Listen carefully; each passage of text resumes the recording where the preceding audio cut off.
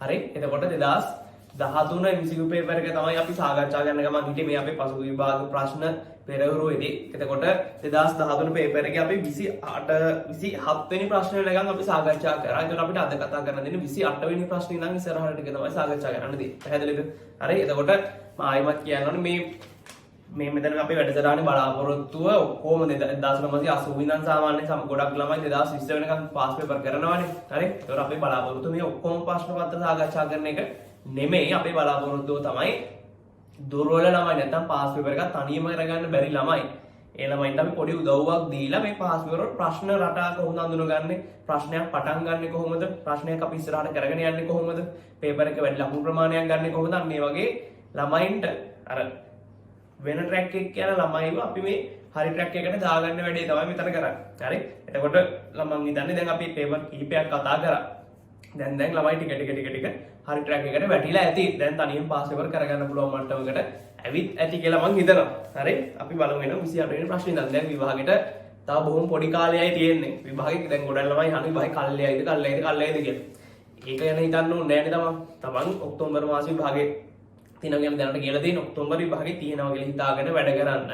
කල් ගියොත් ඒක තමන්ට අමතර කාලයක් විදිහට ප්‍රොජෙක්ට් එකට ගන්න පුළුවන්. එතකොට සිලබස් කවි කොහොමද සිලබස් කවර් වෙනවද සිලබස් කවර් කරලා පේපර් ටිකක් කරලා තියන්න සැප්තැම්බර් මාසේ අන්තිම වෙනකොට. ඒතර ඔක්තෝබර් මාසේ විභාගෙ තිබ්බේ නැත්තම් අපි හිතුව දෙසැම්බර් වලට ගියා කියලා. මම නිකන් කියන්නේ හරි. අපිට මාසයක් හෝ දෙකක් කල් ගියා කියලා. ඒතර මාසයක් හෝ දෙකක් කාලයක් තියෙනවා තමන්ට ආයෙත් පාරක් අර දැන් මේ පුනරීක්ෂණ පන්තියේ කරපුවත් ආපහු පුනරීක්ෂණය කරන්න පුළුවන්. ඒ කියන්නේ ආපහු පේපර් ටිකක් කරලා පාඩම් ටික මතක් කරගෙන තමන් අර මේ මාස ටිකේ වැඩ කළේ අම්මට්ටමකට ආවනේ. ඉතින් තව චුට්ටක් උඩට යන්න ඊළඟ හම්බෙන මාසේ හෝ දෙක පාවිච්චි කරන්න පුළුවන්. අපි දන්නේ කොච්චර කාලයක් යාවිද කල්යාවිද කල්යන්නේ නැති වෙයි කියලා කියන්නත් බෑ. ඒ නිසා ඔක්තෝබර් වල තියෙනවා කියලා හිතාගෙන වැඩ කරන්න. ආයි අහන්න දෙයක් නෑ ඔක්තෝබර් තියෙන කියලා. එහෙම කල් යනවා නම් කියාවෙන නිවුස් වලට. හරි. එහෙම නැතුව තමන් තීරණ කරන්න එපා. අනේ මේක කල්යාවි කල් ගියොත් හොඳයි. එහෙම හිතන්න ඕනේ නෑ. තමන් ඔක්තෝබර් වෙනකන් ඔක්තෝබර් තියෙනවා කියලා හිතාගෙන වැඩ කරන්න. හරි. මොන මට්ටමක ඉන්න ළමයෙක් වුණත් ඔක්තෝබර් තියෙනවා කියලා හිතාගෙන වැඩ කරන්න. මේ තව කල් තියෙනවානේ. ගැම්බෙන් වැඩ කරලා ගොඩ එන්න බලන්න. කල් ගියොත් අපි බලමු එතනින් ඉස්සරහට මොකද කරන්න පුළුවන් කියන්නේ. හරි. දැනට අතෙන්ට තියෙනවා කියලා හිතාගෙන වැඩ ටික කරගෙන යන්න. පැහැදිලිද? ඒතර මම කිව්වා මේ පාස් වල මම කරන කම් ඉන්න එපා. මම මේ උදව්වක් නේ කරන්නේ. තමන් දැන් මම දැන් 2013 අපි දැන් කතා කරේ 12 11 නේ. තමන් ඒතකොට මේ තුන විතරක් කරලා ඊළඟ දවසේ මම 14 කරනකම් බලන් ඉඳලා හරියන්නේ නැහැ. තමන් කරන්න ඕන. මම 11 12 13 කරනකොට තමන් ආපහු 2000 2002 ඔය විදිහට ප්‍රශ්න පත්‍ර 10 15ක් කරන්න ඕනේ ඉතින්. මේ යන කාලය තුලදී. පැහැදිලිද? එහෙම කරොත් තමයි වැඩේ සාර්ථක වෙන්නේ. එහෙම නැතුව සතියට එක පේපර් එකක් කරලා නම් ඉතින් චුට්ටක් වැඩේ අමාරු වෙන පාස් පේපර් කරනකොට තෝ ඊට කරන්න ඕනේ. හරි. සාමාන්‍ය දවසට එකක් දවස් දෙකකට එකක් ඔය විදිහට රටක් ගාලා කරගන්න ඕනේ. මොකද අවුරුදු සාමාන්‍යයෙන් normal මට්ටමේ ළමයි සාමාන්‍යයෙන් B එකක් වගේ ගන්න ළමයි පවා B එකක් 100ක් ගන්න ළමයි පවා පාස් පේපර් අඩුම අවුරුදු 20ක්වත් කරනවනේ නේ. 20ක්වත් කරනවා. දැන් 2020 දැන් නිකන් අර ඊසි වෙලා තියෙන්නේ. ඔය ටික කොහොම තැමුම් කරනවනේ. ඒක නිසා මේ ඔය ටික ඉතින් ගණන් හදලා බලන්න. දැන් තමන් යන ස්පීඩෙන් ගියොත් අවුරුදු කීයක් අවුරුදු නෙවෙයි සති කීයක් යාවිද තමන්ට මේක ඉවර කරගන්න. එතකොට විභාගේ පහුවෙලක් තව මාස දෙක තුනක් ඒ ලෙවල් එකකින් යනවා පාස් පේපර් ටික ඉවර කරන්න. එතකොට සමහර ළමයි ගොඩක් ළමයි එක වටයක් නෙවෙයිනේ. වට දෙක තුනක් මේක අවබෝධයෙන් කරනවා. හරි. එතකොට ඉතින් තමන්ට එක වටයක්වත් කරගන්න වෙලාව දිනුනොත් එහෙම මොකද වෙන්නේ? තමන්ගේ අනිවාර්යෙන්ම රේස් එකේ පිටිපස්සට යන්න. පැහැදිලිද? හරි. අපි බලමු 28 වෙනි ගාන. මේක කියනවා එක් පැත්තක ධන සිග්මා ලක්ෂීය ආරෝපණ ඝනත්වයක් සහිත විශාල සන්නායක නොවන තල තහඩු දෙකක් රූපේ පෙන්වා ඇති පරිදි එකිනෙකට සමාන්තරව පිහිටා ඇත. හරි. මේක කියනවා මේ තහඩු දෙකක්ලු තියෙන්නේ. මේ තහඩු දෙක මේ සන්නායක නෙවෙයිලු. සන්නායක නෙවෙයි. හරි. සන්නායක නෙවෙයි කියන එක අපි තව චුට්ටකින් බලමු. මෙන්න මේ විදිහේ තහඩු දෙකක් තියෙනවලු විශාල තහඩු දෙකක් කියලා තියෙනවා. කියන්නේ මේක පට්ට දිගයි. දිගයි කියනකොට මේක මේ තහඩුවක් නේ. කියන්නේ මේ වගේ එකක් නේ. මේ තහඩුව ගොඩක් ලොකුයි. හරි. තහඩුව ගොඩක් ලොකුයි. මේක නිකන් උන්නෝ වගේ අපිට දීලා තියෙනවා. කොහොම තමයි තහඩුව තියෙන්නේ. ඊට පස්සේ අපිට මේකේ මේ නුහුරු විදිහට තමයි මේකේ ආරෝපණ තියෙන්නේ. මොකද්ද නුහුරු විදිහ? දැන් ගානක් කවදාවත් හදලා නැත්තම් විද්‍යුත් ශේෂ්ත්‍ර පාඩම මේ ගානක් හදලම නැත්තම් ඉතින් නුහුරු බවක් නැහැ. ඉතින් මේකේ පළවෙනි දකින්න රූපේ. හරි. නුහුරු බවක් තියෙන මොකද්ද? මේකේ මේ ආරෝපණ තියෙන්නේ මෙන්න මේ වගේ තමයි හදලා තියෙන්නේ. හරි. ආරෝපණ නුහුරු තමයි හදලා තියෙන්නේ. තහඩු දෙක කොහොමද දෙන්නේ ඊට පස්සේ. හරි. එතකොට දැන් කෙනෙක් කියන්න පුළුවන් දැන් සන්නායක තහඩු දෙකක් තිබ්බහම නම් මොකද උනේ? දැන් දේව තිබ්බහම කට්ටිය බාහිර පෘෂ්ඨයේ විතර ඉන්නේ. හරි දැන් මේක කියලා තියෙනවා එක් පැත්තක මෙහෙම තියෙනවලු පෘෂ්ඨීය ආරෝපණ ගණන් සිග්මා එකකාර පෘෂ්ඨික ආරෝපණත්වයන් සහිත විශාල සන්නායක නොවන තල තහඩු දෙකක් රූපේ පරිදි එකිනෙකට සමාන්තරව පිහිටා ඇත. හරි. එතකොට දැන් මේකෙදි ආරෝපණ ඇයි මේ පැත්තේ තියෙන්නේ ඇයි මේ පැත්තට යන්නේ නැත්තේ මෙහෙම තියෙන්නේ ඇයි මෙහෙට යන්නේ නැත්තේ ඇයි ඒව කල්පනා කරන්න ඕනේ නැහැ. මේ දින සන්නායක නොවනනේ පරිවාරක තහඩු දෙකක් එතකොට. පරිවාරක වලදී මේ ආරෝපණයක් දුන්නට පස්සේ ඒ ආරෝපණ වලට එහා මෙහා ගමන් කරන්න බෑ මේක ඇතුලේ. හරි. මෙයා අපි ධන ලෙස ආරෝපණය කරාම එයාගේ ආරෝපණ තියෙන විදියක් තියෙනවනේ. අන්න ඒ විදියම තමයි ඉන්නේ. මොකද සන්නායක වල තමයි ගමන් කරන්න පුළුවන් ආරෝපණය. එතකොට අපි උදාහරණයක් විදියට ලෝහ තහඩුවක් අරගෙන එයාගේ ආරෝපණ දුන්නට පස්සේ ඒ ආරෝපණ අපි ආරෝපණ දෙන වෙලාවෙදී තියෙන විදිහටම තියෙන්නේ නැහැ. ඒවා පැතිරලා ගිහලා විභවය සමාන කරගෙන ආරෝපණ ගමන් කිරීමේ ක්‍රියාවලියක් වෙනවා එතනදී. හරි. මේ පරිවාරක වලදී එහෙම ආරෝපණ ගමන් කිරීමේ ක්‍රියාවලියක් වෙන්න බෑ. ඇයි? මේ වගේ තියෙන්නේ ගමන් කරන්න පුළුවන් ආරෝපණ නෙමෙයි. හරි. එතකොට ආරෝපණ සෙට් එක දීපු විදිහටම ඔහොම තියෙනවා. හරි. ඊට පස්සේ අපිට කියනවා P ලක්ෂයේ විද්‍යුත් ශේෂ්ඨ තීව්‍රතාවය වන්නේ මේගොල්ලෝගේ පෘෂ්ඨීය ආරෝපණ ඝනත්වයේ සිග්මා කියලා තියෙනවා. හරි. පෘෂ්ඨික ආරෝපණ ඝනත්වයේ සිග්මා කියලා තියෙනවා. හරි. මෙන්න මේ වගේ P ලක්ෂයක විද්‍යුත් ශේෂ්ඨ තීව්‍රතාවය තමයි අහන්නේ. අපි ගමු මෙතන කියලා P තියෙන්නේ.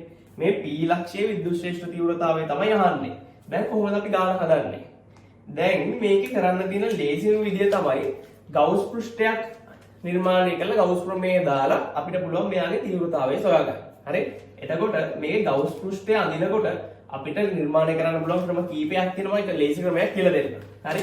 දැන් මේක අපි ගවුස් පෘෂ්ඨයක් අඳින්න කලින් සාමාන්‍යයෙන් මොකද අපි කරන්න ඕනේ? සාමාන්‍යයෙන් අපි මෙයාගේ මොකක්ද අඳින්න ඕනේ? බල රේඛා අඳින්න ඕනේ. එතන මෙයාගේ බල රේඛා මොකද දල වශයෙන් අඳින්නම්. මේ පැත්තේ බල රේඛා තියෙන්නේ මෙහෙට. හරි.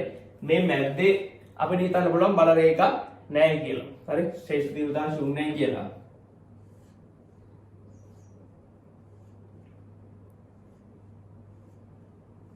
හරි. ওই විදිහට අපි අඳගන්න. හරිද? හරි. ඊට පස්සේ අපෙන් අහන්නේ P ලක්ෂයේ ශේෂ්ඨ තීව්‍රතාවයෙන්. එතකොට අපි P ලක්ෂය අහුවෙන විදිහට ගවුස් පෘෂ්ඨයක් නිර්මාණය කරගන්න ඕනේ. එතකොට අපි ගවුස් පෘෂ්ඨයක් කියලා කිව්වට මේක විතර නිකම්ම ගවුස් පෘෂ්ඨයක් නිර්මාණය කරලා හරියන්නේ නැහැ. ඇයි? අපි මෙතන තීව්‍රතාවයනේ සොයන්නේ. එතකොට අපි මෙතන ගවුස් ප්‍රමේයයි අර ශ්‍රාව ඝනත්වයේ සමානයි තීව්‍රතාවය කියන සූත්‍රය දෙකම දාන්න. එතකොට ශ්‍රාව ඝනත්වයත් මෙතෙන්ට එනවා ගවුස් ප්‍රමේයත් මෙතෙන්ට එනවා. එතකොට මෙතන අපි අඳින ගවුස් පෘෂ්ඨය කොයි වගේ වෙන්න ඕනද? අපි අඳින ගවුස් පෘෂ්ඨය ශ්‍රාවයට ලම්බක වෙන්න ඕන. අනිත් එක තමයි සංවෘත වෙන්නත් ඕන. එතකොට අපි මෙතන නිර්මාණය කරන ගවුස් පෘෂ්ඨය මෙන්න මේ P ලක්ෂය අහුවෙන විදිහට එක වර්ගඵලයක් ගන්නවා. ඊට පස්සේ මෙයා සංවෘත කරගන්න අපි එයාගේ අනිත් පැත්ත ඔහොම ගන්නවා. හරිද? අපි හිතමු මේ ගත්ත වර්ගඵලය කැපිටල් A කියලා. හරි. මේකෙත් වර්ගඵලය කැපිටල් A යි. හරි. එතකොට ශ්‍රාවය තියෙන්නේ මේ පෘෂ්ඨය හරහා ශ්‍රාවයක් තියෙනවා. මේ පෘෂ්ඨය හරහා ශ්‍රාවයක් තියෙනවා. එතකොට මේ ටික අපි ගන්නෙ මේවා ශ්‍රාවයට සමාන්තරව ගන්නෙ. එතකොට මේ වක්‍ර පෘෂ්ඨයේ මගේ ශ්‍රාවය ඡේදනය කරන්නේ නැහැ. අපි ඒ කැලල දාන්නේ මේ වටේ කැලල දාන්නේ මේ ගවුස් පෘෂ්ඨයේ සංවෘත කර ගැනීම සඳහා පමණයි. හරි. ඊට පස්සේ අපි දැන් මේකට දානවා ගවුස් ප්‍රමේය දානවා. ඒතකොට ගවුස් ප්‍රමේය දානකොට අපි දන්නවා එකක් තමයි මුලින්ම අපි දානවා phi සමානයි EA සූත්‍රය දානවා. හරි. එතකොට phi කියලා කියන්නේ ශ්‍රාවය, E කියලා කියන්නේ ශේෂ්ඨ තීව්‍රතාවය, A කියලා කියන්නේ වර්ගඵලය. දැන් මෙතනට අපි මේකට අපි කියනවා ශ්‍රාවයට ලම්බක වර්ගඵලය. හරි. එතකොට මෙතන මෙහෙමයි කරන්නේ. මේ වර්ගඵලයක් මෙතන තියෙනවා. එතකොට මෙතනත් ඒ වර්ගඵලයක් තියෙනවා. එතකොට කොහොමද දෙකයි ඒ වර්ගඵලයක් තියෙනවා. හරි. මෙතනත් ශේෂ්ඨ තීව්‍රතාවයේ E මෙතනත් ශේෂ්ඨ තීව්‍රතාවය. කියන්නේ මේ දෙපැත්ත සමමිතික වෙන විදිහට තමයි ගන්න. මේ වගේම තැනක් තමයි මේ පැත්තේ මෙතන තියෙන්නේ. එතකොට දෙන්නගේම ශේෂ්ඨ තීව්‍රතාවයේ E වර්ගඵලය 2a. පැහැදිලිද? නැත්තම් EA ධන EA. මෙතන ශ්‍රාවයත් EA මෙතන ශ්‍රාවයත් EA. එතකොට 2යි EA. හරි? එතකොට ඔහොම ගන්න. ඊට පස්සේ අපි දානවා මෙයාට ගවුස් ප්‍රමේය. සිග්මා phi සමානයි සිග්මා කියුබේදීම එප්සයිලන්.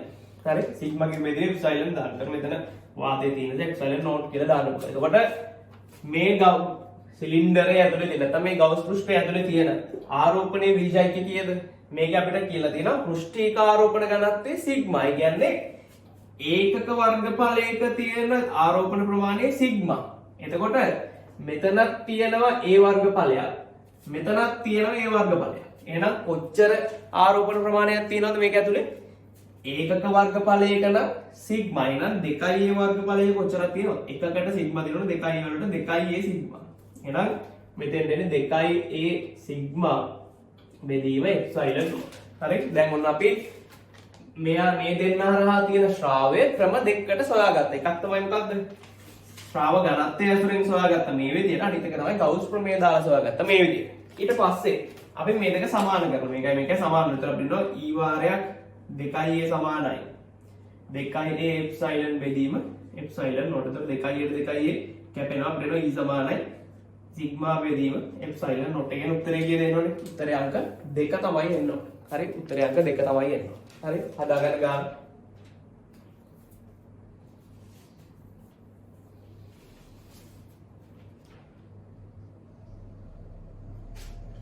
හරි. උත්තරේ අංක 2 එන්න ඕනේ.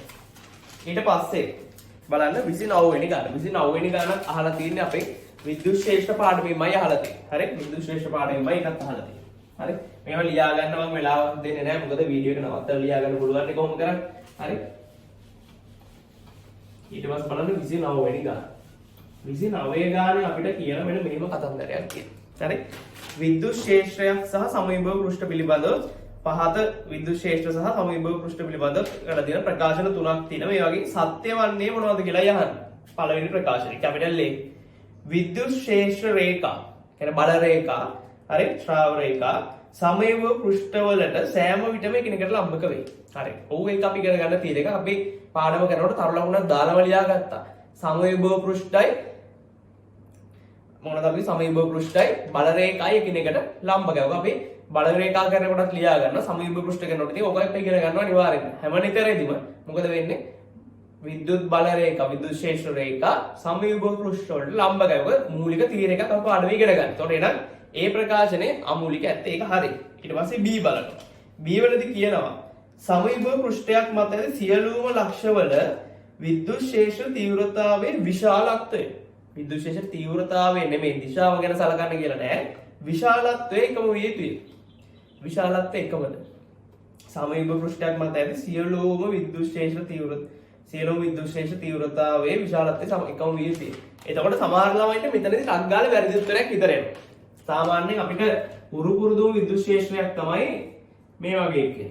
ලක්ෂීය අපි ධන කියව කියලා ගමුකෝ. ලක්ෂීය ආරෝපණයක් මගින් නිර්මාණය කරන විද්‍යුත් ශ්‍රේෂ්ඨය කට්ටියටම හොඳට පුරුදුයි. හරි? මේ වගේ විද්‍යුත් ශ්‍රේෂ්ඨයක්. හරි? දැන් එතකොට කට්ටිය කල්පනා කරනවා මේකේ සමවිභව පෘෂ්ඨයක් කියලා කිව්ව මොකද්ද අපි? දැන් මේක මේ බෝඩ් එකේ තල විතරක් තියෙන රූපයක් නෙමෙයි. හරි? මේක නම් කිව් එක මේක ඒ බල රේඛා මෙහෙම තියෙනවා මෙහෙම තියෙන මේ ත්‍රිමාණය හැම පැත්තෙම තියෙන නිකන් කඳුළු ගෙඩියකට ඉරටු ගහලා වගේ වටේටම තියෙනවා. හරි? මේ වගේ සැකැස්මක් තමයි තියෙන්නේ. හරි? එතකොට මෙතන අපි සමවිභව පෘෂ්ඨයක් ඇඳොත් එහෙම වෙන්නේ අපි ඔන්න වගේ ගෝලයක් තමයි එන්නේ. අපි නිකන් ගත්තොත් අරය ආරොච්ච ගෝලයක් තමයි එන්නේ. ඒකට අංගල කටින මතක් වෙනවා මේ ගෝලයේ අපි එක තැනක තීව්‍රතාවය සෙවොත් එහෙම වෙන්නේ E සමානයි මේක අපි දන්න කෙනෙක් නේ ලක්ෂ්‍ය ආරෝපණයක සිට r දුරින් ලක්ෂ්‍යයක විභවෙන්නේ විභවන තීව්‍රතාවය වෙන්නේ 1/4 එප්සයිලන් q බෙදීම r වර්ගනේ. එතකොට අංගල මතක් වෙනවා. ඉතින් ගෝලය තමයි සමවිභව පෘෂ්ඨය. හරි? සමවිභව පෘෂ්ඨය එතකොට හැම සමවිභව පෘෂ්ඨය හැම නිතරම තියෙන්නේ මේ මෙයාගේ ඉඳන් r දුරකින්නේ. එතකොට හිතෙනවා හරි එහෙනම් හැම තැනකම තීව්‍රතාවයේ දිශාව නම් වෙනස්. දැන් මෙතන මෙහෙට මෙතන මෙහෙට. හැබැයි මේ හැමෝගෙම තීව්‍රතාව විශාලත්වයේ සමානයි කියලා අපිට ටක් ගාලා හිතනවා. හැබැයි එතන අපිට අමතක වෙන දේ තමයි විද්‍යුත් ශ්‍රේෂ්ඨයක් නිර්මාණය කරන එකම අවස්ථාව මේක නෙමෙයිනේ. තව අවස්ථා තියෙනවා. නේ? තව අවස්ථා තියෙනවා. එතකොට මෙතනදී මේ වැඩේ ඇත්ත වුණාට තව අවස්ථාවකදී මේක සත්‍ය නොවෙන්න පුළුවන්. උදාහරණයක් විදිහට අපි ගත්තොත් එහෙම. හරි? උදාහරණයක් විදිහට අපි ගත්තොත් එහෙම ධනාරෝපණ දෙකක් මගින් නිර්මාණය කරන හරි? ධනාරෝපණ දෙකක් මගින් නිර්මාණය කරන විද්‍යුත් ශ්‍රේෂ්ඨයක් අපි ගත්තොත් එහෙම යාගේ බල රේඛා තියෙන මේ විදිහට නෙමෙයිනේ. හරි? මේ විදිහට නෙමෙයි තියෙන්නේ. එතකොට මෙතන ධන Q1යි මෙතන ධන Q1යි තියෙනවා කියලා හිතමුකෝ. ඒතර මේ දැනගෙන බල රේඛා තියෙන්නේ මම දල වශයෙන් නදින්නම් ඔන්න ඔය වගේ හැඩයකටනේ තියෙන්නේ.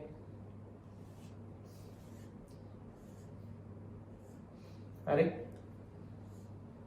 දෙපැත්ත සම්මිතික වෙන්න අඳින්න ඕන පොඩ්ඩක්.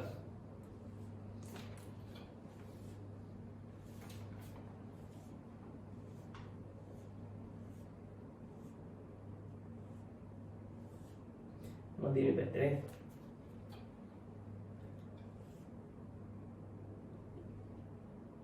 හරි. මේ හැම පැත්තක්ම සම්මිතික වෙන්න අදින්න නැත්නම් රූපසර පොඩි වඩුවක් තියෙනවා. හරි. ඊට පස්සේ මේක ඊතල එන්නේ ওই පැත්තටනේ. මේ තියෙන්නේ ලක්ෂීය ධනාරෝපණ දෙකකින් විශාලත්වයෙන් සමාන ලක්ෂීය ධනාරෝපණ දෙකක් මගින් හදන විද්‍යුත් ක්ෂේත්‍රයක් තමයි මේ තියෙන්නේ. හරි. ඒතර මේ වගේ කෙනෙක්ගේ අපි සමවිභව පෘෂ්ඨ ඇන්දොත් එහෙම. හරි. මේ වගේ කෙනෙක්ගේ අපි සමවිභව පෘෂ්ඨ ඇන්දොත් එහෙම. කොයි වගේ අවස්ථාවක්ද තියෙන්නේ? මෙයාගේ සමවිභව පෘෂ්ඨයක් අපි ඇන්දොත් එහෙම මේකේ කීපයක් අඳින්නම්. හරි. මේවා එතකොට අපි සාමාන්‍යයෙන් ඒ වෙලට හිතලා අඳින්න බෑ මේ වගේ එක සමවිභව පෘෂ්ඨ අඳිනවා කියන එක අපිට හිතලා අඳින්න බෑ. හරි. මේක අපි මේ දැනගෙන අඳින්න ඕනේ. හරි. එතකොට මේ වගේ කෙනෙක්ගේ සමවිභව පෘෂ්ඨයක් අපි අඳොත් මෙන්න මේ වගේ වෙන්නේ. මේ ළඟ හරිය නම් ටිකක් ওই වගේ හැඩ තමයි තියෙන්නේ. හරි. ළඟ හරිය චුට්ටක් මේවා හරියටම ගෝල නෙවෙයි. හරි. හරියටම ගෝල නෙමෙයි. ආසන්න වශයෙන් ගෝලීය පෘෂ්ඨ තමයි මුල් හරියේදී තියෙන්නේ. හරි. ඊට පස්සේ හරි. ඊට පස්සේ ඔන්න ඔය ආකාර එකක් තියෙනවා. ඊට පස්සේ තියෙන ඒවා චුට්ටක් ඔන්න ඔය විදිහට තමයි තියෙන්නේ. මේ තියෙන මෙයාගේ සමවිභව පෘෂ්ඨ. හරි. එතකොට ඔන්න වගේ හැඩයක් අපිට දල වශයෙන් මතක තියාගන්න වෙනවා මේ වගේ කෙනෙක්ගේ සමවිභව පෘෂ්ඨ අඳිනකොට. පැහැදිලිද? එතකොට දල වශයෙන් ඔන්න වගේ සමවිභව පෘෂ්ඨ තමයි තියෙන්නේ. මේක එතකොට හැම පැත්තකම සම්මිතික වෙන්න ඕනේ. දැන් මේක න පැත්ත පොඩ්ඩක් ලොකු වෙලා පැත්ත පොඩ්ඩක් පොඩි වෙලා වගේ කේස් එකක් තියෙන. මේක ගණන් ගන්න එපා. හරි. මේක සම්මිතික රූපයක් වෙන්න ඕනේ හැමනිතරේ. හරි. එතකොට දැන් මේ වගේ එකක් ගත්තාම මේ රතු පාට කඩිලි වලින් පෙන්නලා තියෙන්නේ සමවිභව රේඛ. හරි. සමවිභව පෘෂ්ඨ. එතකොට සමවිභව පෘෂ්ඨ ගත්තට පස්සේ දැන් මේක අපි ගත්තොත් එහෙම සමවිභව පෘෂ්ඨ ගන්නකොට මෙන්න මේවා දැන් මේ රේඛාව අපි ගමුකෝ. මේක ගත්තොත් එහෙම මෙතන ශේෂ්ඨ තීව්‍රතාවය අනිවාර්යෙන් වෙනස් වෙන්නේ. හරි. මෙතනයි නැත්තම් මෙතනයි බලන්න. හරි. මෙතනයි බලන්න. දැන් මේ වගේ එක ගත්තොත් මේක සමවිභව රේඛාවක්නේ. දැන් මේ සමවිභව රේඛාවේ මෙතනයි තීව්‍රතාවය බලන්න වෙනස්නේ. හරි. ඒ වගේ විශාලත්වය අනිවාර්යෙන්ම වෙනස්. එතකොට සමවිභව පෘෂ්ඨයක හැම තැනකම තීව්‍රතාවයේ සමානයි කියන එක හැමනිතරම සත්‍ය වෙන කරුණක් නෙමෙයි. ඒක සමහරක් වෙලාවට හරි සමහරක් වෙලාවට වැරදි. පැහැදිලිද? ඒක හැමනිතරම හරියන්නේ නැහැ. පැහැදිලි? හරි. එහෙනම් හැමනිතරම සත්‍ය වේ කියන එක වැරදි. විශාලත්වයේ එකම විය යුතුයි කියන එක වැරදි. හැමනිතරම ඒක සමාන වෙන්නේ නැහැ. තීව්‍රතාවයේ සමාන වෙන්නේ නැහැ සමවිභව පෘෂ්ඨයක් මත තියෙන සෑම ලක්ෂයකම. හරි. ඊට පස්සේ බලන්න C ප්‍රකාශනය කියන සමවිභව පෘෂ්ඨයක් මත ඇති ලක්ෂයක විද්‍යුත් ක්ෂේත්‍ර තීව්‍රතාවය විශාලත්වයේ ශූන්‍ය වෙ නොහැක. ඒ කියන්නේ විද්‍යුත් ක්ෂේත්‍ර තීව්‍රතාවය බිඳුවක් වෙන්න බෑනේ. ඒ කතාව හරියද? ඒ කතාව වැරදි. මම කලින් ඇදලා මතක රූපසටහනේ මතක ඇති මෙතන තිබුණා ධන Q එකක්. ආපහු මෙතනක් තිබුණා ධන Q එකක්. හරි. මෙතන දැක්කද අපි සමවිභව රේඛාව අඳිනකොට මෙන්න මේ වගේ එක්කෙනෙක් ගියා මතකයි. හරි. එතකොට මෙන්න මේ හරි මැද තියෙන ලක්ෂ්‍ය අපි සැලකුවොත් එහෙම මේ හරි මැද තියෙන ලක්ෂ්‍ය මෙයාගේ ශේෂ්ඨ තීව්‍රතාවය කීයද? මෙයාගේ ශේෂ්ඨ තීව්‍රතාවය 0. E = 0. හැබැයි මේක සමවිභව පෘෂ්ඨයක්. එතකොට මෙයාගේ ශේෂ්ඨ තීව්‍රතාවය 0. එතකොට ඒක වැරදි. විය හැකියි. බිඳුව වෙනේවා තියෙන්න පුළුවන්. ප්‍රශ්නයක් නැහැ. සමවිභව පෘෂ්ඨයක් මත ශේෂ්ඨ තීව්‍රතාවය 0 වෙන ලක්ෂ්‍ය තියෙන්න පුළුවන්. පැහැදිලි? එතකොට තීව්‍රතාවයක් තියෙන්නත් පුළුවන් නැති වෙන්නත් පුළුවන්. ඒක සමවිභව පෘෂ්ඨ කියන එකට අදාළ වෙන්නේ නැහැ. අනිවාර්ය කරුණක් නෙමෙයි. එතකොට එහෙනම් A හරි B වැරදි C වැරදි. හරි. එතකොට අපිට අද පාඩම පටන් ගන්න උනේ යම් ධර්මයක් අමාරු ප්‍රශ්න දෙකකින්. හරි. එතකොට සාමාන්‍යයෙන් නෝවල් මට්ටමේ ඉන්න ළමයෙක්ට නම් මේ ප්‍රශ්න දෙක එච්චර අවබෝධයක් නැතුව ඒක මොකද විද්‍යුත් ක්ෂේත්‍ර තීව්‍රතාවය මම දන්නවා ගොඩක් ළමයි ඇතැරලා තියෙනවා. දැන් අපේ පන්තියේ ළමයි නෑ ඇතැරලා තියෙන්න බෑ. හැමෝම කරලා තියෙනවා. හරි. ඊට පස්සේ අපි බලනවා 30 වෙනි ප්‍රශ්නේ. හරි. ශ්‍රේෂ්ඨ පාඩමිනුත් ටිකක් යම් තරමක තීර්ය අවබෝධය වැඩිපුර අවශ්‍ය ප්‍රශ්න දෙකක් තමයි මේ තියෙන්නේ. සාමාන්‍යයෙන් අපි විද්‍යුත් ශ්‍රේෂ්ඨ පාඩමෙන් අහන්නේ බොහොම ලේසි ප්‍රශ්නයක් ගොඩක් වෙලාවට. හැබැයි මෙතන අහලා තියෙන ප්‍රශ්න දෙක සාමාන්‍යයෙන් අපිට විභාගෙ දාගෙන ප්‍රශ්න දෙකක් නෙමෙයි යම් තරමක් අමාරු ප්‍රශ්න දෙකක්. හැබැයි අපි මේක දැන් 2013 ඇහුවානේ. එතකොට දැන් මේ වගේ එකක් ආයෙත් 2021 ඇහුවොත් මේක අමාරු ප්‍රශ්නයක් කියලා අපි සලකන්නේ නැහැ. මොකද දැන් මේවා අහලානේ තියෙන්නේ. එතකොට ඒක පාස් පේපර් ප්‍රශ්නයක්. එතකොට ඒක ලේසි ප්‍රශ්නයක්. ඒ නිසා මේ කරන හැම දෙයක්ම තමක් අමාරු වුණාට කමක් නැහැ. කොහොම හරි තේරුම් අරගෙන විභාගෙට යන්න ඕනේ. හරි. ඊට පස්සේ බලන්න 30 වෙනි ප්‍රශ්නේ. ඒකාකාර කම්බි කැවැල්ලක් ක්‍රමයෙන් ඇද්දහොත් පහත රූපයේ කුමන වක්‍රයෙන් එහි දිග සමග ප්‍රතිරෝධය. මේකත් හොඳ ප්‍රශ්නයක්. අපෙන් අහන්නේ කම්බියේ දිගත් එක්ක ප්‍රතිරෝධයේ විචලනය. ඒතකොට දිගත් එක්ක ප්‍රතිරෝධයේ විචලනය කතා කරනකොට අපිට මතක් වෙන ඕන සමීකරණය. දිගයි ප්‍රතිරෝධය සම්බන්ධයි. මොකක්ද? R සමානයි ρ L බෙදීම A. ඒතර ρ කියලා කියන්නේ එයා හදන කම්බිය හදලා තියෙන පදාර්ථයේ ප්‍රතිරෝධකතාවය නැත්නම් විශිෂ්ට ප්‍රතිරෝධය. L කියලා කියන්නේ කම්බියේ දිග, A කියලා කියන්නේ කම්බියේ හරස්කඩ වර්ග බලය. ඒතකොට කට්ටියට අද සමහර ළමයි මෙතන ටක් ගාලා වැරදි අදහසක් ගන්නවා. දැන් මම ලෝක ප්‍රතිලෝමත් කියලානේ තියෙන්නේ. ටක් ගාලා වැරදි අදහසක් ගන්නවා. මේක නියතයි දිග වැඩි වෙනකොට ප්‍රතිරෝධය වැඩි වෙනවා. මෙතන අල්ලෝම සමානුපාත කියන මෙන්න මේකේ ප්‍රස්තාරයක් ඉන්නේ කියලා අදහසක් ගන්නවා කට්ටිය. ඔය කතාව තනිකර වැරදි. මම ඔය එකක් කියලා දීලා නේ අනුලෝම වුණොත් ඔය ප්‍රස්තාරේ හරි. හැබැයි මෙතන අනුලෝමයි කියලා නෑනේ. මෙතන අපිට කියලා තියෙනවා කම්බිය අදිනවා කියලා තමයි කියලා තියෙන්නේ. හරි? ඒතකොට දිගත් එක්ක ප්‍රතිරෝධයේ විචලනය තමයි අහන්නේ. එතකොට අපි දැන් ρ නම් නියතයි.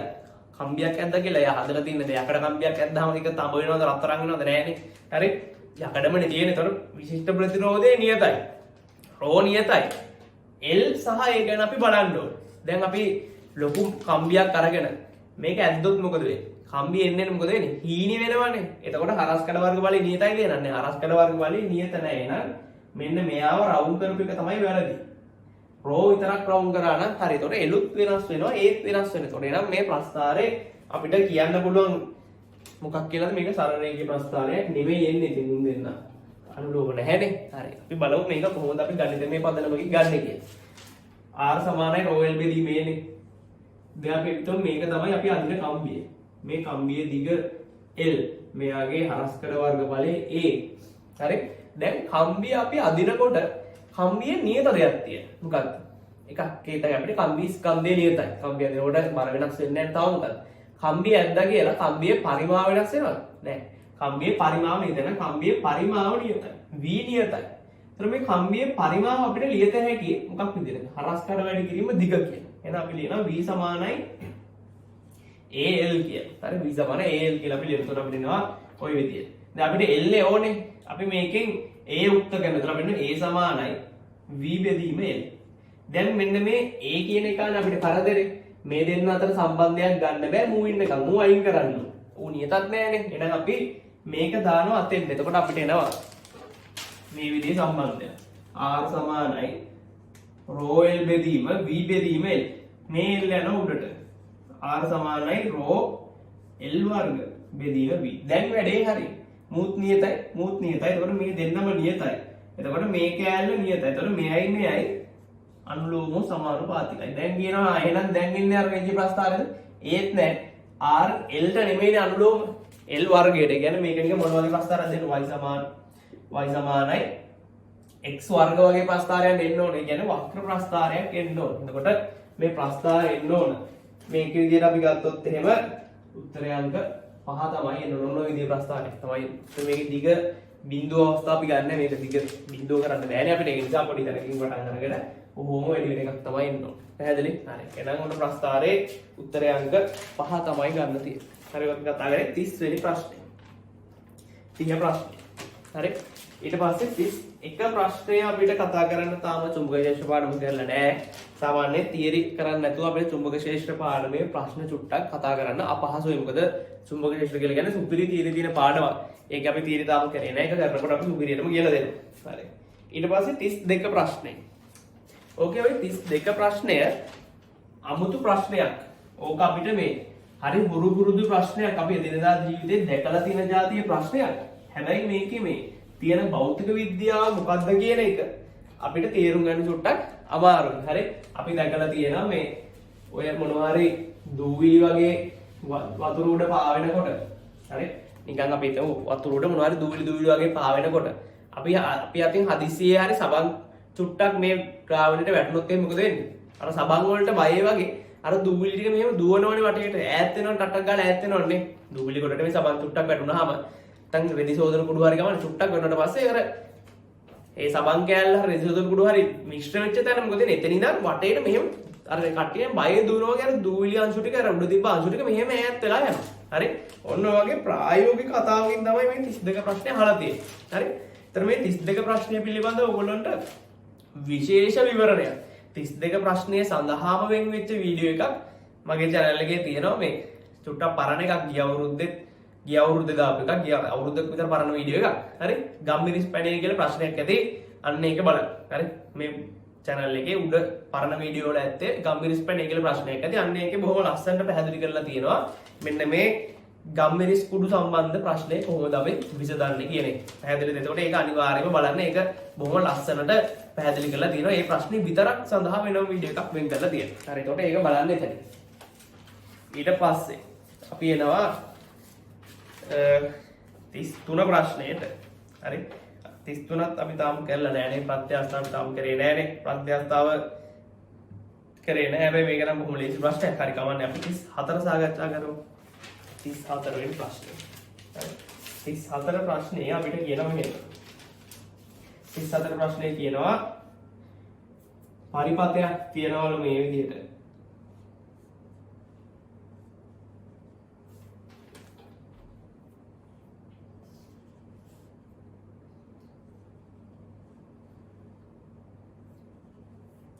මේ විදිහ විද්‍යුත් පරිපතයක් තියනවලු. මේ ඔක්කොම 50 ඕම් කියලා තමයි කියලා තියෙන්නේ. 50 50 50 50 50 මේක වෝල්ට් 12යි අභ්‍යන්තර ප්‍රතිරෝධය 0යි කියලා තමයි කියන්නේ. හරි. ඊට පස්සේ අපිට කියනවා මේකේ මෙන්න මෙතන අපි හයි කරලා තියනවලු වෝල්ට් මීටරයක්. ওই විදිහට මෙයාගේ අනිත් කෙලවර අපි තාම කොහෙටවත් හයි කරලා නැහැ. මේ කෙලවර අපිට කැමති තැන් වල ගිහිල්ලා තියන්න පුළුවන්. එතකොට වෝල්ට් මීටරයෙන් මයින්නේ මොනවද? වෝල්ට් මීටරයෙන් මයින්නේ විභව අන්තර. තැන් දෙකක විභව අන්තරයක් තමයි වෝල්ට් මීටරයෙන් මැනෙන්නේ. හරි.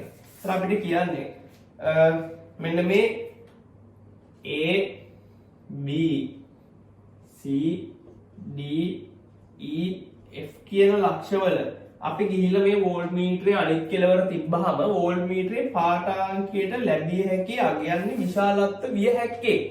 විශාලත්ව මොකද්ද? විශාලත්ව විය හැක්කේ මොනවද කියලා තමයි අහන්නේ. මේකේ උත්තරේ ගන්න බොහොම ලේසි ක්‍රමයක් තියෙනවා. මම මුලින් අමාරු ක්‍රමයේ කියලා දෙන්න. හරි. ලේසි ක්‍රමයක් ඇත්තටම අන්තිම ලේසි ක්‍රමයේ කියලා දෙන්න. හරි. එතරම් මෙයාව ගිහිල්ලා තියන්නේ B ලක්ෂයට සම්බන්ධ කරලා තියෙන්නේ. ඉංග්‍රීසි අකුරු වලින් සලකුණුද අනිත් සෑම ලක්ෂයකම වෝල්ටීයතාවය වෝල්ට් මීටරේ නිදහස් අග්‍රේම ලක්ෂ වලට සම්බන්ධ කිරීම මගින් මිනියොත්. ඒ කියන්නේ මෙයාව අපි ආපහු B ගේ තියන්නේ නැහැ. අපි මෙයාව A ගේ තියනවා, C ගේ තියනවා, D ගේ තියනවා, E ගේ තියනවා, F ගේ තියනවා. එතන මෙතන තියෙන පාඨාංග පිළිවෙලට දීලා කියලා අපිට කියලා තියෙනවද නැහැ. පාඨාංග පිළිවෙලට දීලා නැහැ. ඔය මේව තිබ්බහම එන පාඨාංග වලින් මේ එන්න පුළුවන් පාඨාංග පෙන්වන ඒවා තමයි අහන්නේ. හරි. අපි මුලින් ගාන හදමුකෝ ඔන්න. ආසයි වගේ නම් හදමුකෝ. හරි. මේව කරමු. දැන් මෙතන දෙකලවර ඉබුවන්තරේ කීයද? 12. 12යිනේ. හරි. හරිද? එතකොට දැන් අපි මේව වැඩක් කරනවා. මෙයා 50යි මේ 50යි ශ්‍රේණිගතයිනේ. එතන මේ 50යි මේ 50යි ශ්‍රේණිගත නම් මේ දෙන්නුන්ට අපිට දාන්න පුළුවන් කවුද? 100ක් දාන්න පුළුවන්. එතන මේ 50යි මේ 50යි 100ක් දානවා. ඊට පස්සේ මෙතෙන්ට මම නිකන් ඔබ දාන්නම්. මෙතන තියෙනවා 100ක්. මේ 100යි මේ 100යි මොන ගතයිද? සමාන්තර ගතයි. එතකොට 100යි 100යි සමාන්තර ගතන උත්තරේ කීයද? 50යි. එතකොට එහෙනම් අපිට අන්තිමට එනවා 50යි 50යි 50යි. මෙතනින් දෙනවා 12 වෝල්ට් විභවාන්තරයක්. එතකොට මෙතන 50යි මෙතන 50යි මෙතන 50යි. එතකොට මේ කට්ටිය විභව බෙදාගන්නේ කොහොමද ළමයි? මේ කට්ටිය විභව බෙදා ගන්නවා 12ක් හම්බ වෙනවා ඔක්කොම. මේ තුන් දෙනා ශ්‍රේණිගතයි. එතකොට කොහොමද බෙදාගන්නේ? සමානවනේ බෙදාගන්නේ. එතකොට මට 4යි උන්ට 4යි උන්ට 4යි විදිහට තමයි බෙදාගන්නේ. පැහැදිලි? එතකොට එහෙනම් මේකට අපි දාගත්තොත් එහෙම ඔය විභව බෙදාගත්ත විදිය මෙතන විභවාන්තරය 4යි මෙතන විභවාන්තරය 4යි මෙතන විභවාන්තරය 4යි. පැහැදිලිද? හරි. ඊට පස්සේ මෙතෙන්ට හම්බ වෙනවනේ 4ක්. මේ 4 මේ දෙන්න බෙදා ගන්න. කොහොමද? මෙයාත් 50යි මාත් 50යි. එහෙනම් මෙයාට 2යි මෙයාට 2යි විදිහට මේ දෙන්න බෙදා ගන්න. පැහැදිලිද? හරි. දැන් එහෙනම් අපි ඔන්න උත්තරයට එන්නයි යන්නේ. හරි. මෙතන එක කෙලවරක් තියෙනවා මෙතන එක කෙලවරක් තියෙනවා. ඒතර මෙයාගෙන් ඉන්න මෙතෙන්ට තිබ්බොත් විභවාන්තරය කීයද? 2යි. ඒතර 2 එන්න පුළුවන් උත්තරයක්. මෙයාගෙන් ඉන්න මෙතෙන්ට තියෙනවා. මෙයාගෙන් ඉන්න D ගේ තියෙනවා. දැන් D ගේ තිබ්බා කියලා උත්තරේ වෙනස් වෙනවද? උත්තරේ වෙනස් වෙන්නේ නැහැ. ඇයි? C ගේ විභවයයි D ගේ විභවයයි සමානයි. මේ දෙන්න අතර විභවාන්තරයක් නැහැ නේද? ප්‍රතිරෝධයක් නැහැ නේ. ඒතර මෙතන තිබ්බට වෙනසක් වෙන්නේ නැහැ. එහෙනම් ඒකත් ඒ උත්තරේම තමයි. ඊට පස්සේ මෙයාගෙන් අල්ල මෙතන තියෙනවා. මේක මෙතනින් තියෙන. ඒතර විභවාන්තරය කීයද? 4යි. ඒතකොට උත්තරේ එහෙනම් 2 එන්න පුළුවන් 4 එන්න පුළුවන්. මෙතනින් තිබ්බා. ඊට පස්සේ මෙයාව ගෙනල්ලා F ගේ තියෙනවා. එතකොට විභවාන්තරය කීයද? මේ කෑල්ල 4යි 4යි 4යි මේක මෙතන තිබ්බහම ඒතර කොච්චර විභවාන්තරයක් එනවද 8ක් එනවා නම් 8 එන්නත් පුළුවන්. හරි මෙතන විභව වෙනස 4යි මෙතන විභව වෙනස 4යි. ඒතර 8ක් එන්න පුළුවන්. හරි ඒතර මේ දෙන්න අතර විභව වෙනස 8ක් වෙන්නත් පුළුවන්. ඊට පස්සේ මෙයා ගිහිල්ලා මෙතන තියෙනවා. ඒතර උත්තරේ කීයද එන්නේ? මෙයා මෙතන ගෙනල්ලා තිබ්බහම උත්තරේ එනවා අපිට කියන්න.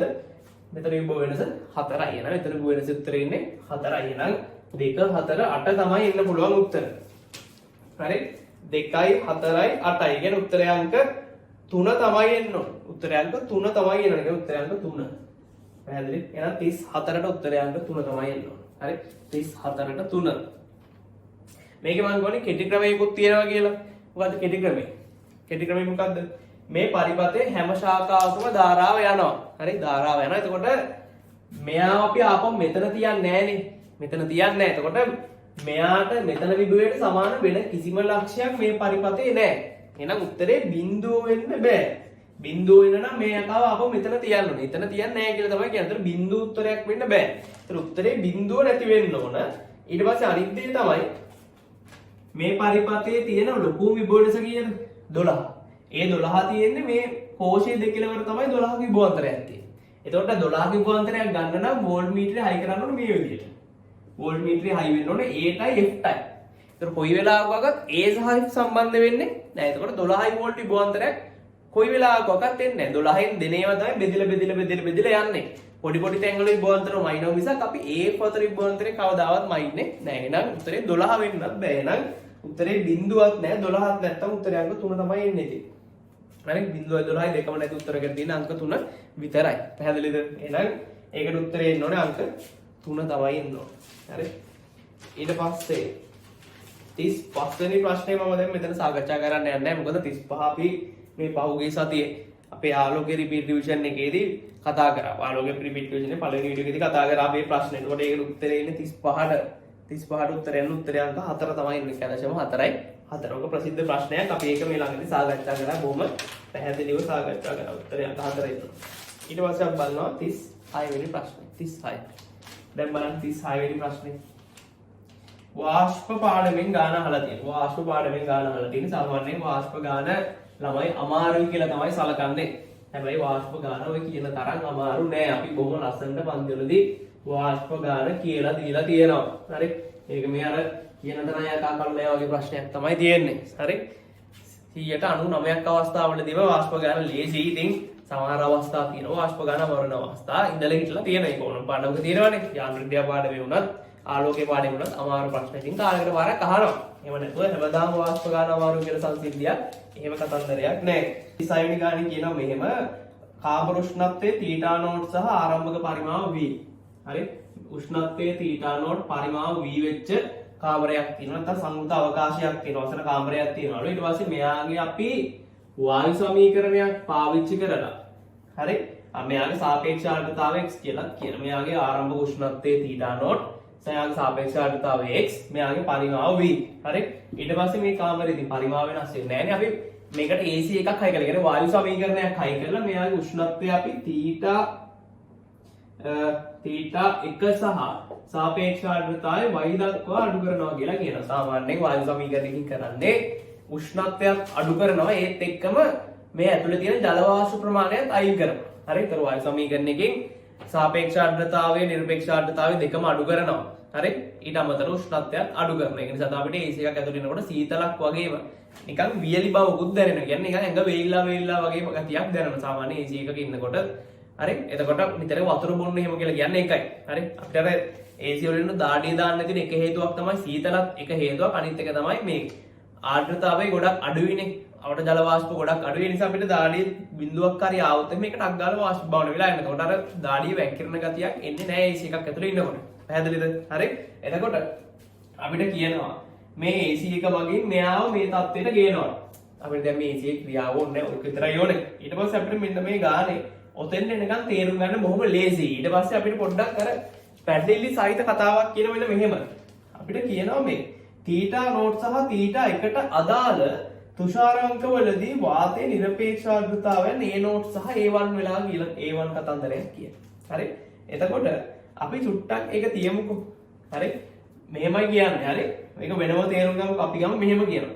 θ නෝට් සහ θ1ට අදාළ තුෂාරාංකවලදී. එතකොට මෙයා අදහස් කරන්නේ මේ වෙලාවේදී මෙයා සංතෘප්ත වුණොත් හරි මේ වෙලාවේදී මෙයා සංතෘප්ත වුණොත් මේ අවකාශයේ වාෂ්පයෙන් සංතෘප්ත වුණොත් කියන්නේ තීටා නෝට් උෂ්ණත්වයේදී මෙයා සංතෘප්ත වුණොත් හරි මේ අවකාශයේ සංතෘප්ත වුණොත් එයාගේ නිරපේක්ෂ ආර්ද්‍රතාවය A1 කියලා තමයි කියන්නේ තීටා A නෝට් කියලා තමයි කියන්නේ තීටා නෝට් වල තීටා නෝට් අවස්ථාවේදී මේ අවස්ථාවේදී මේ අවකාශයේ වාෂ්පයෙන් සංතෘප්ත වුණොත් අන්න එයාගේ නිරපේක්ෂ ආර්ද්‍රතාවය තමයි මේ නෝට් කියලා කියන්නේ. කියන්නේ මේ අවස්ථාවේ උපරිම නිරපේක්ෂ ආර්ද්‍රතාවය තමයි මේ A නෝට් කියලා අපිට මේ දීලා තියෙන වෙන විදිහකට කිව්වොත් හරි මේ වෙලාවෙදිත් අපිට කියනවා තීටා 1 වලදී මේක A1 කියලා තියෙනවා. හරි දැන් අපි ගාන හදමු.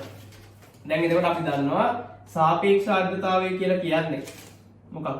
සාපේක්ෂ ආර්ද්‍රතාවය කියලා කියන්නේ නිරපේක්ෂ ආර්ද්‍රතාවයේ බෙදීම උපරිම නිරපේක්ෂ ආර්ද්‍රතාවයනේ. හරි. ඒතර මේ වෙලාවේදී නිරපේක්ෂ ආර්ද්‍රතාවය අපි ගන්නකොට අපිට ගන්න පුළුවන් මෙයාගේ දැන් තියෙන ජල වාෂ්ප ප්‍රමාණය අපි ගන්නවා m නෝට් කියලා.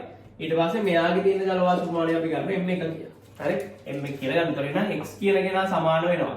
මේක හදන්න පුළුවන් ක්‍රම දෙකක් තියෙනවා. හරි මම මේක වෙට හදන්නම්. ඒතර මේකේ අපි දන්නවා සාපේක්ෂ ආර්ද්‍රතාවය සමානයි නිරපේක්ෂ ආර්ද්‍රතාවය කියන්නේ m නෝට් බෙදීම v. මේ තියෙන මෙයාගේ නිරපේක්ෂ ආර්ද්‍රතාවය. නිරපේක්ෂ ආර්ද්‍රතාවය කියන්නේ ජල වාෂ්ප ඝනත්වයනේ. මේ තියෙන ජල වාෂ්ප ස්කන්ධය මේ තියෙන ජල වාෂ්ප තියෙන කොටසේ පරිමාණය. කොට m නෝට් බෙදීම v. ඊට පස්සේ මෙයා බෙදන්න ඕනේ උපරිම නිරපේක්ෂ ආර්ද්‍රතාවය. ඒතර අපිට දීලා තියෙන උපරිම නිරපේක්ෂ ආර්ද්‍රතාවය a නෝට්. ওই විදිහට ගන්න වැඩි කිරීම 100. ඒතර අපිට එනවා x සමානයි m නෝට් v බෙදීම a නෝට් වැඩි කිරීම 100. හරි. ඊට පස්සේ මේ විදිහට මේකට ලියලා y සමානයි මේක m1 නේ. m1 බෙදීම v මෙයාගේ තියෙනවා මේ ආර්ද්‍රතාවය. ඊට පස්සේ මේක බෙදන්න ඕන a1 ගේ වැඩි කිරීම 100. පැහැදිලිද? හරි. දැන් ඔන්න අපි ප්‍රකාශන දෙකක් ලියගත්තා. මේක චූට්ටක් අවසල කරොත් y සමානයි m1 බෙදීම 1 මෙතන v පල්ලෙහාට යනවා a not v. මේ v පල්ලෙහාට යන 1v වැඩි කිරීම 100 ඔය විදිහට එනවා. හරි. දැන් අපෙන් අහන්නේ වායු සමීකරණය මගින් ඉවත් කරපු වාෂ්ප ස්කන්ධයනේ. ඒ කියන්නේ අපේ උත්තරේ m dash නම් m dash කියලා කියන්නේ m not ඍණ m1. m not ඍණ m1. හරි. ඒතර මේකෙන් සුළු කරලා ආදේශ කරන්න. එතකොට m not කියලා කියන්නේ x a not v බෙදීම 100 ඍණ. අතරින් ගත්තොත් මොකක්ද දෙන්නේ අපිට? y a1v බෙදීම 100. ඔය විදිහට එන්නේ. දැන් මේකේ අපිට බෙදීම 100 එළියට ගන්න හැකිනේ. එතකොට අපිට එනවා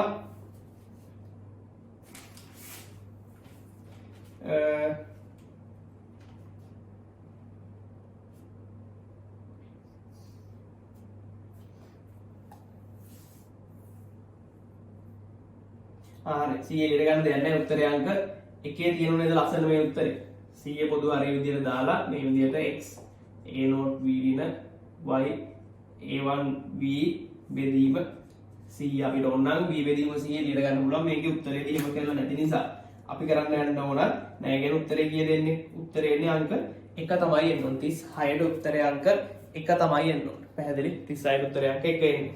හරිද? හදාගන්න ගන්න. මේකේ Tamanට වැරදුනා නම් වැරදෙන්නේ අර මෙන්න මේ කතන්දරේ. මේ a not කියන්නේ මේ අවස්ථාවේ තියෙන බල උපරිම නිරපේක්ෂ ආර්ද්‍රතාවය කියන එක තමයි වැරදෙන්නේ. ඒක මම දැන් මේ ගාන විදිහට පොඩි දුර්වලතාවයක් විදිහට කියන්න පුළුවන්. මේක චුට්ටක් ඒ ගාන දෙනකොට හරියට අපිට තේරෙන්න කියලා නෑ ඉතින්. හරි. ඒතර ඔය කතාව තේරුම් නැති වුණොත් තමයි මේ ගාන වැරදුනොත් වැරදෙන්නේ. එහෙම නැත්නම් මේක බොහොම සරල මට්ටමේ තියෙන ගාන. මේ සමීකරණ ලියා ගන්න ඕන. ඔඩි එකට පුළුවන් නේ. මේකත් ලියා ගන්න පුළුවන්. ඉතින් ඔක සුළු කරලා මේක ගන්නවා කියන එක. ඒකත් බොහොම සරල වැඩක් නේ. හරි. ඒතකොට ගාන අමාරු නෑ. අර වචන එක චූටි මිස් එකක් තමයි තියෙන්නේ. ඊට පස්සේ 37 වෙනි ගාන 37 ගාන තාප සන්නායකතාවයෙන් ගාන අහලා තියෙනවා. හරි. තාප සන්නායකතාවයෙන් ගාන මම මේ මෙලින් කරන්නේ මම දන්නවා වැඩ කරමු ළමයින්ට පොඩ්ඩක් වෙලාවන ආස්තිරෝනේ නැත්තම්. හරි. එතකොට තේරුම් කරන්න අවශ්‍ය නැද්ද? වැඩිපුර තේරුම් කරනවා. හරි. ඒක බය වෙන්න දෙයක් නෑ. වචන දෙකේ ස්පීඩ් එක යනවා. ඉතින් මේ වගේ වෘද්ධනේ. හරි. මේම කියන තාප සන්නායකතාවයෙන් ගාන අහලා තියෙනවා. එතකොට තාප සන්නායකතාවයෙන් ගාන කියවයි බය නැහැ. තාප සන්නායකතාවයෙන් මොන මගුලේ ගානක් ඇහුවත් එක සූත්‍රයෙන් අපි දන්නේ තාප සන්නායකතාවයේ සූත්‍රය. ඩෙල්ටා කිව් බෙදීම නෙමෙයි සමානයි k වාරයක් ඩෙල්ටා තීටා බෙදීම ඩෙල්ටා l. අද ටික අඳුරන්න බලන්න. සරලව ගත්තොත් තාපයේ ගලා යෑමේ ශීඝ්‍රතාවය තාප සන්නායකතාවය හරස්කඩ වර්ග තාපය ගලන දිශාවට ලම්බක හරස්කඩ වර්ග බලය තනි පදයක් විදිහට මේක උෂ්ණත්ව අනුක්‍රමණය. ඊට පස්සේ අපිට කියනවා දන්නා දිගක් සහ හරස්කඩ වර්ග බලයක් සහිත දණ්ඩක් පරිවර්ණය කර තාපය ගලා යාමේ ශීඝ්‍රතාවය සහ උෂ්ණත්ව අනුක්‍රමණය මැන මේ සල්ලුපකාර ප්‍රැක්ටිකල් එක වගේ අදහසක් කියන්නේ මැන රාශීන් භාවිතා කර ගණනය කළ තාපසන්නකතාය අගය දණ්ඩ සාදා ඇති ද්‍රව්‍ය සඳහා බලාපොරොත්තු වන තාපසන්නකතා අගයට වඩා අඩු බව සොයා ගන්න. ඒ කියන්නේ ප්‍රැක්ටිකල් එක මැච් කරලා අපි සොයන්නේ කාවද? කේම හොයනවනේ. කේ හෙව්වට පස්සේ එන උත්තරේ නිකන් අඩුයි වගේ. අපි බලාපොරොත්තු වෙච්ච අගයට වඩා ගොඩක් අඩුයිලු. මේකට හේතු වෙන්න පුළුවන් මොනවද කියලා තමයි අහන්නේ. අපි මුලින් k යුක්ත කරගන්න. k සමානයි ඩෙල්ටා q බෙදීම ඩෙල්ටා t බෙදීම ඒ වාරයක් උෂ්ණත්ව අනුක්‍රමණය තමයි එන්නේ. හරි? k හොයාගන්නේ මෙහෙමයි. මේ තාපසන්නයකතාවගේ මේ ගුණිතයෙන් බෙදනවා. හරි? ඊට පස්සේ අපිට කියනවා දැන් k අඩු වෙලානේ තියෙන්නේ. ඒ ප්‍රකාශනය කියවනවා. දණ්ඩ හරහා මනින්නලද තාපය ගලා යාමේ ශීඝ්‍රතාවය බලාපොරොත්තු වන අගයට වඩා අඩු නම් ඒ කියන්නේ මෙන්න මෙයාව අඩු වෙන්නොත් මැනලා තියෙන්නේ. ඔව් ඉතින් මෙයා අඩුවෙන් මැන්නොත් ඉතින් මූ අඩු වුණොත් ඒ මූ අඩු වෙන එක අහන්න දෙයක් නැහැ නේ. මූ අඩු වුණොත් මූ අඩු වෙනවා. එහෙනම් ඒක හරි. ඒ කියන්නේ හේතුව මේ කොහොමද අන්න ප්‍රශ්නයක්. ඊට පස්සේ B වල කියනවා දණ්ඩේ තාප පරිවර්තනයේ දුර්වල නම්. ඉතින් ඒකත් හරිනේ. තාප පරිවර්තනයේ දුර්වලයි කියලා කියන්නේ මොකද්ද? අපි වටේ තාප පරිවර්තනය කරාට මේ තාප පරිවර්තනය කරා මොකද වෙන්න ඕනේ? තාපය හානි වෙන්න බෑනේ. හැබැයි මේක තාප පරිවර්තනය කළ තිබ්බට සැලකිය යුතු තරම් ප්‍රමාණයක් තාපය හානි වෙනවා නම් මොකද වෙන්නේ? එතකොට මේ මයින තාපසන්නයක ශීඝ්‍රතාවය අඩුයි. මොකද අපි මයින් එහා කෙලවරෙන්නේ. ඒතර මේ කෙලවරෙන් ඇවිල්ලා මෙහෙම ඇවිල්ලා මගදී හානි වුණොත් මේ කෙලවරෙන් මැනෙන එක අඩුවෙන් මැනෙන්නේ. එහෙනම් ඒකත් AB දෙකම එක හා සමානයි. B ගෙත් වෙන්නේ එක. ඒකේ දෝෂයම තමයි B ගෙන් වෙන්නේ. හරි? ඒ දෝෂය වෙන විදිහේ ක්‍රමයක් තමයි තියෙන්නේ. එහෙනම් B හරි. මනින්නලද උෂ්ණත්ව අනුක්‍රමණය බලාපොරොත්තු අගයට වඩා වැඩි වෙනවා. ඒ කියන්නේ මුව වැඩිපුර වෙනවා. මුගේ අගේ වැඩියෙන් වෙනවා. ඒත් හරිනේ. මෙයා අඩු වෙන්න හේතුවක් වෙන්න පුළුවන් යටපදයක් වැඩියෙන්මයි නේ. හරිනේ. යම් දැන් මෙහෙමනේ සමීකරණයක් ගත්තට පස්සේ නිකන් මොනවාරි මේකේ තියෙනවනේ. ඒතර උඩ තියෙන කෙනෙක් වැඩි වුණොත් මෙයා වැඩි වෙනවා. උඩ තියෙන කෙනෙක් අඩු වුණොත් මෙයා අඩු වෙනවා. යට තියෙන උන් වැඩි වුණොත් මෙයා අඩු වෙනවා. මේ දෙන්න අනුලෝම විදිහට මේ දෙන්න ප්‍රතිලෝම විදිහට යනවා. එතකොට යට තියෙන එකෙක් වැඩි කර වෙනවා මොකද වෙන්නේ? ඒකෙන් ඌ අඩු වෙන්න පුළුවන්. එහෙනම් C කියන එක හරි. පැහැදිලි? එහෙනම් C කියන එකත් හරි. පැහැදිලිද? හරි. එහෙනම් ඒක උන බොහොම ලේසි. ABC සියල්ලම සත්‍ය වේ තමයි. ABC සියල්ලම සත්‍ය වේ. හරි. ඊට පස්සේ අපිට 38 කතා කරන්නත් තාම සිද්ධාන්ත නැහැනේ. හැබැයි අපිට දැන් ඉලෙක්ට්‍රොනික පාඩම අපි කරපු නිසා සෙට් එක 39 40 41 දැන් අපිට පුළුවන්. හරි ඉලෙක්ට්‍රොනික පාඩමේ ප්‍රශ්න තුන අපිට දැන් පුළුවන්. 39 40 සහ 41 ප්‍රශ්න අපිට දැන් පුළුවන්. හරි අපිට දැන් පුළුවන් කියන්නේ ඉතින් වැඩ කරා නම් පුළුවන් ඉතින් නැත්නම් ඒත් බෑ. හරි ඉලෙක්ට්‍රොනික පාඩම අපි නියමෙටම කරලා තියෙන්නේ. හරි ආයි කතා කරන්න දෙයක් නැහැ. හැම ළමෙක්ටම පන්ති ආපු ඉලෙක්ට්‍රොනික ගණන් ටික හදාගන්න පුළුවන්. කිසි ප්‍රශ්නයක් නැතුව ඒක. ඒකෙන් ආව නියම මේ සීනි බොල ගණක් තියෙන්නේ. RB 5 කිලෝ එතන තියෙනවා ට්‍රාන්සිස්ටරයක් NPN එකක් පොදු විමෝචකයේ විදිහට සෙට් කරලා මෙතන VB 0.7 කියලා දීලා තියෙනවා. එතන පුගත කරලා තියෙනවා. හරි ඊට පස්සේ මේක 5 කිලෝ ඕම් මෙතන 5 වෝල්ට් මේක RB. හරි අපෙන් අහන්නේ බොහොම ප්‍රාථමික ගණනක් අහන්න. පෙන්වා ඇති පරිපතේ IB 500යි මයික්‍රෝ ඇම්පියර් වන අතර ට්‍රාන්සිස්ටරේට 100ක ධාරාලාභයක් තියෙනවා. ඒ කියන්නේ බීටා 100යි සරල ධාරාලාභය 100යි. මේ බීටා කියලා කියන්නේ ක්‍රියාකාරී අවස්ථාවක විතරක් වළංගු වෙන කතන්දරයක්. මේක සමාන වෙනවා ක්‍රියාකාරී අවස්ථාවේදී නම් බීටා සමානයි IC බෙදීම IB. හරි. ඊට පස්සේ අපෙන් අහන්නේ 5 කිලෝ ඕම් හරහා ධාරාව ආසන්න වශයෙන් 5 කිලෝ ඕම් හරහා ධාරාව ආසන්න වශයෙන්. හරි ලේසි. අපි මේ සූත්‍රය පාවිච්චි කරනවා. හරි. මෙයා සූත්‍රය පාවිච්චි කරනවා. එතකොට අපිට එනවා මෙන්න මේ වගේ වැඩක් කරතේ. හරි. පොඩි ප්‍රශ්නයක් තියෙනවා. මොකද්ද ප්‍රශ්නේ? දැන් මේකේ අපිට IB දීලා තියෙනවා. හරි. මෙයා හරහා ධාරාව දීලා තියෙනවා. IB 500යි මයික්‍රෝ ඇම්පියර්. හරි. ඊට පස්සේ VB 0.7යි කියලා දීලා තියෙනවා. හරි. ඊට පස්සේ මෙයාගේ අගය අපිට දීලා තියෙනවා. හැබැයි අපිට දෙයක් අඩුයි. දැන් අපිට මෙයාර ධාරාව සොයන්නේ කොහොම කට්ටියට අක් දාලා කරන්නේ මේක දාන්න. බීටා සමානයි IC බෙදීම IB. එහෙනම් IC සමානයි බීටා IB. එහෙනම් බීටා කියලා කියන්නේ 100යි, IB කියලා කියන්නේ 500 වැඩි කිරීම 10 රින 6යි. එහෙනම් උත්තරේ ගන්නවට අක් ගාලා මොකක් කියලාද? 1 2 3 4යි. එතන 10 රින 4ක් ගියාම 5 වැඩි කිරීම 10 රින 2යි. ඒ කියන්නේ 50යි මිලි ඇම්පියර් කියලා තමයි දැන් උත්තරේ එනවා අපිට. ටක් ගාලා බලලා 50 මිලි ඇම්පියර් තියෙනවද? ඔය 50 මිලි ඇම්පියර් තියෙනවා. ටක් ගාලා 50 මිලි ඇම්පියර් උත්තරේ ගන්න. ටක් ගාලා ගෙව 50 මිලි ඇම්පියර් උත්තරේ. දැන් වැඩේ හරියද? වැඩේ හරි නෑ. පොඩි දෙයක් අමතක වුණා. මම පටන් ගන්නකොටම කිව්වා මේ මම එක කිනෝ කේට නම් හරි මුලින්ම මෙන්න මේ බීටා කියන කතන්දරේ වළංගු වෙන්නේ කොයි වෙලාවට විතරද? බීටා කියන කතන්දරේ වළංගු වෙන්නේ ක්‍රියාකාරී අවස්ථාවට විතරයි. හරි? මේ කතන්දරේ වළංගු වෙන්නේ ක්‍රියාකාරී අවස්ථාවට විතරයි. එතකොට අපි මේ හදලා තියෙන්නේ මේ IC හොයාගෙන තියෙන්නේ ට්‍රාන්සිස්ටරේ ක්‍රියාකාරී අවස්ථාවේ තියෙනවා කියලා හිතලා තමයි හදලා තියෙන්නේ. හරි? එහෙම හිතලා තමයි හදලා තියෙන්නේ. දැන් නිකන් විහිළුවට වගේ මෙයාට දාලා බලන්න මේ V සමානයි IR. ඉතින් අපි දානවා V සමානයි IR. V සමානයි I කියලා කියන්නේ 50යි මිලි ඇම්පියර් 10 රින 3යි. මෙයා 5යි කිලෝ. 5 වැඩි කිරීම 10 3යි. 10 රින 3යි 10 3යි කැපෙනවා. එතකොට අපිට එනවා 250යි වෝල්ට් කියලා උත්තරයක්. හරි? ඒ කියන්නේ මේ ට්‍රාන්සිස්ටරේ ඔය ක්‍රියාකාරී විදිහට වැඩ කරා නම් මෙතන උත්තරේ එන්න ඕනේ වෝල්ට් 250ක් එන්න ඕනේ මෙයාගේ විභවාන්තරය. එන්න පුළුවන්ද? බෑ. ඇයි? මේ විභවාන්තරය මුන් දෙන්නම එකතු කරාම එනාගේ තමයි 5ක් එන්න ඕනේ. නේ? මේ ගාන හද විවිධ ක්‍රම විතර මයික්‍රොමයක් කියන්නේ මුන් දෙන්නම එකතු කරාම එනාගේ තමයි 5ක් එන්න ඕනේ. කවදාවත් මෙතන විභවාන්තරේ 5ට වඩා වැඩි වෙන්න බෑ. 5ට වඩා වැඩි වෙන්න බෑ. එතකොට නම් කොතනද ගාන වැරදෙන්නේ නැත්තේ? මේ ට්‍රාන්සිස්ටරේ ක්‍රියාකාරී අවස්ථාවේ නෙවෙයි තියෙන්නේ. ක්‍රියාකාරී අවස්ථාව තිබ්බනම් අනිවාර්යයෙන්ම මෙතෙන්ට එන උත්තරේ 5ට වඩා අඩු වෙන්න ඕනේ. 5ට වඩා අඩු වෙන්න ඕනේ. හරි? ICRC 5ට වඩා අඩු වෙන්න ඕනේ. හරි? එහෙනම් මේ ගාන හදලා තියෙනදී වැරදි. හරි ඉතින් දැන් මේක හදන්න නැතුව හිතන්නත් බෑනේ මේක ක්‍රියාකාරී නෙවෙයි කියලා. ඒතර මේ හදපු එක කාදවීමක් නෙවෙයි. මේක හදලා බලන්න වෙන විභාගෙදී. හරි? එතකොට දැන් අපි අඳුනගත්තා මේක ක්‍රියාකාරී අවස්ථාවේ නෙවෙයි තියෙන්නේ. එහෙනම් මේක මොන අවස්ථාවේද ඇත්තේ? එතකොට සමහරෙක් හිතනවා එහෙනම් කපහැරි අවස්ථාවේද දන්නේ? කපහැරි අවස්ථාවට යන්න පුළුවන් ද මේ වගේ අවස්ථාවකදී මෙතන පැහැදිලිව දීලා දෙනවා IB 500 මයික්‍රෝඇම්පියර්. කියන්නේ IB යගේ තියෙනවනේ. කපහැරි නම් IB බිඳුවක් වෙන්න ඕනේ. එහෙනම් මෙයා තියෙනවා මෙතනත් මේ 0.7 කියලා දීලා තියෙනවනේ. හරි. එතකොට එහෙනම් IB 500ක් වෙලා කපහැරිත් නෙමෙයි නම් ක්‍රියාකාරී වෙන්නත් බැරි නම් මේක මොන අවස්ථාවෙද තියෙන්නේ? මේක දින අනිවාර්යයෙන්ම සංතෘප්ත අවස්ථාවේ තමයි තියෙන්නේ. ඒතකොට සංතෘප්ත අවස්ථාවේ තියෙන ලක්ෂණය මොකද්ද?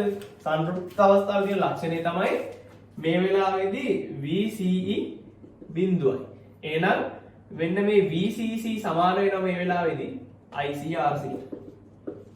සංතෘප්ත අවස්ථාවේදී විතරක්. හරි? එහෙනම් සංතෘප්ත අවස්ථාවේදී මේ කතන්දරේ එන්නේ. එහෙනම් VCC කියලා කියන්නේ 5යි.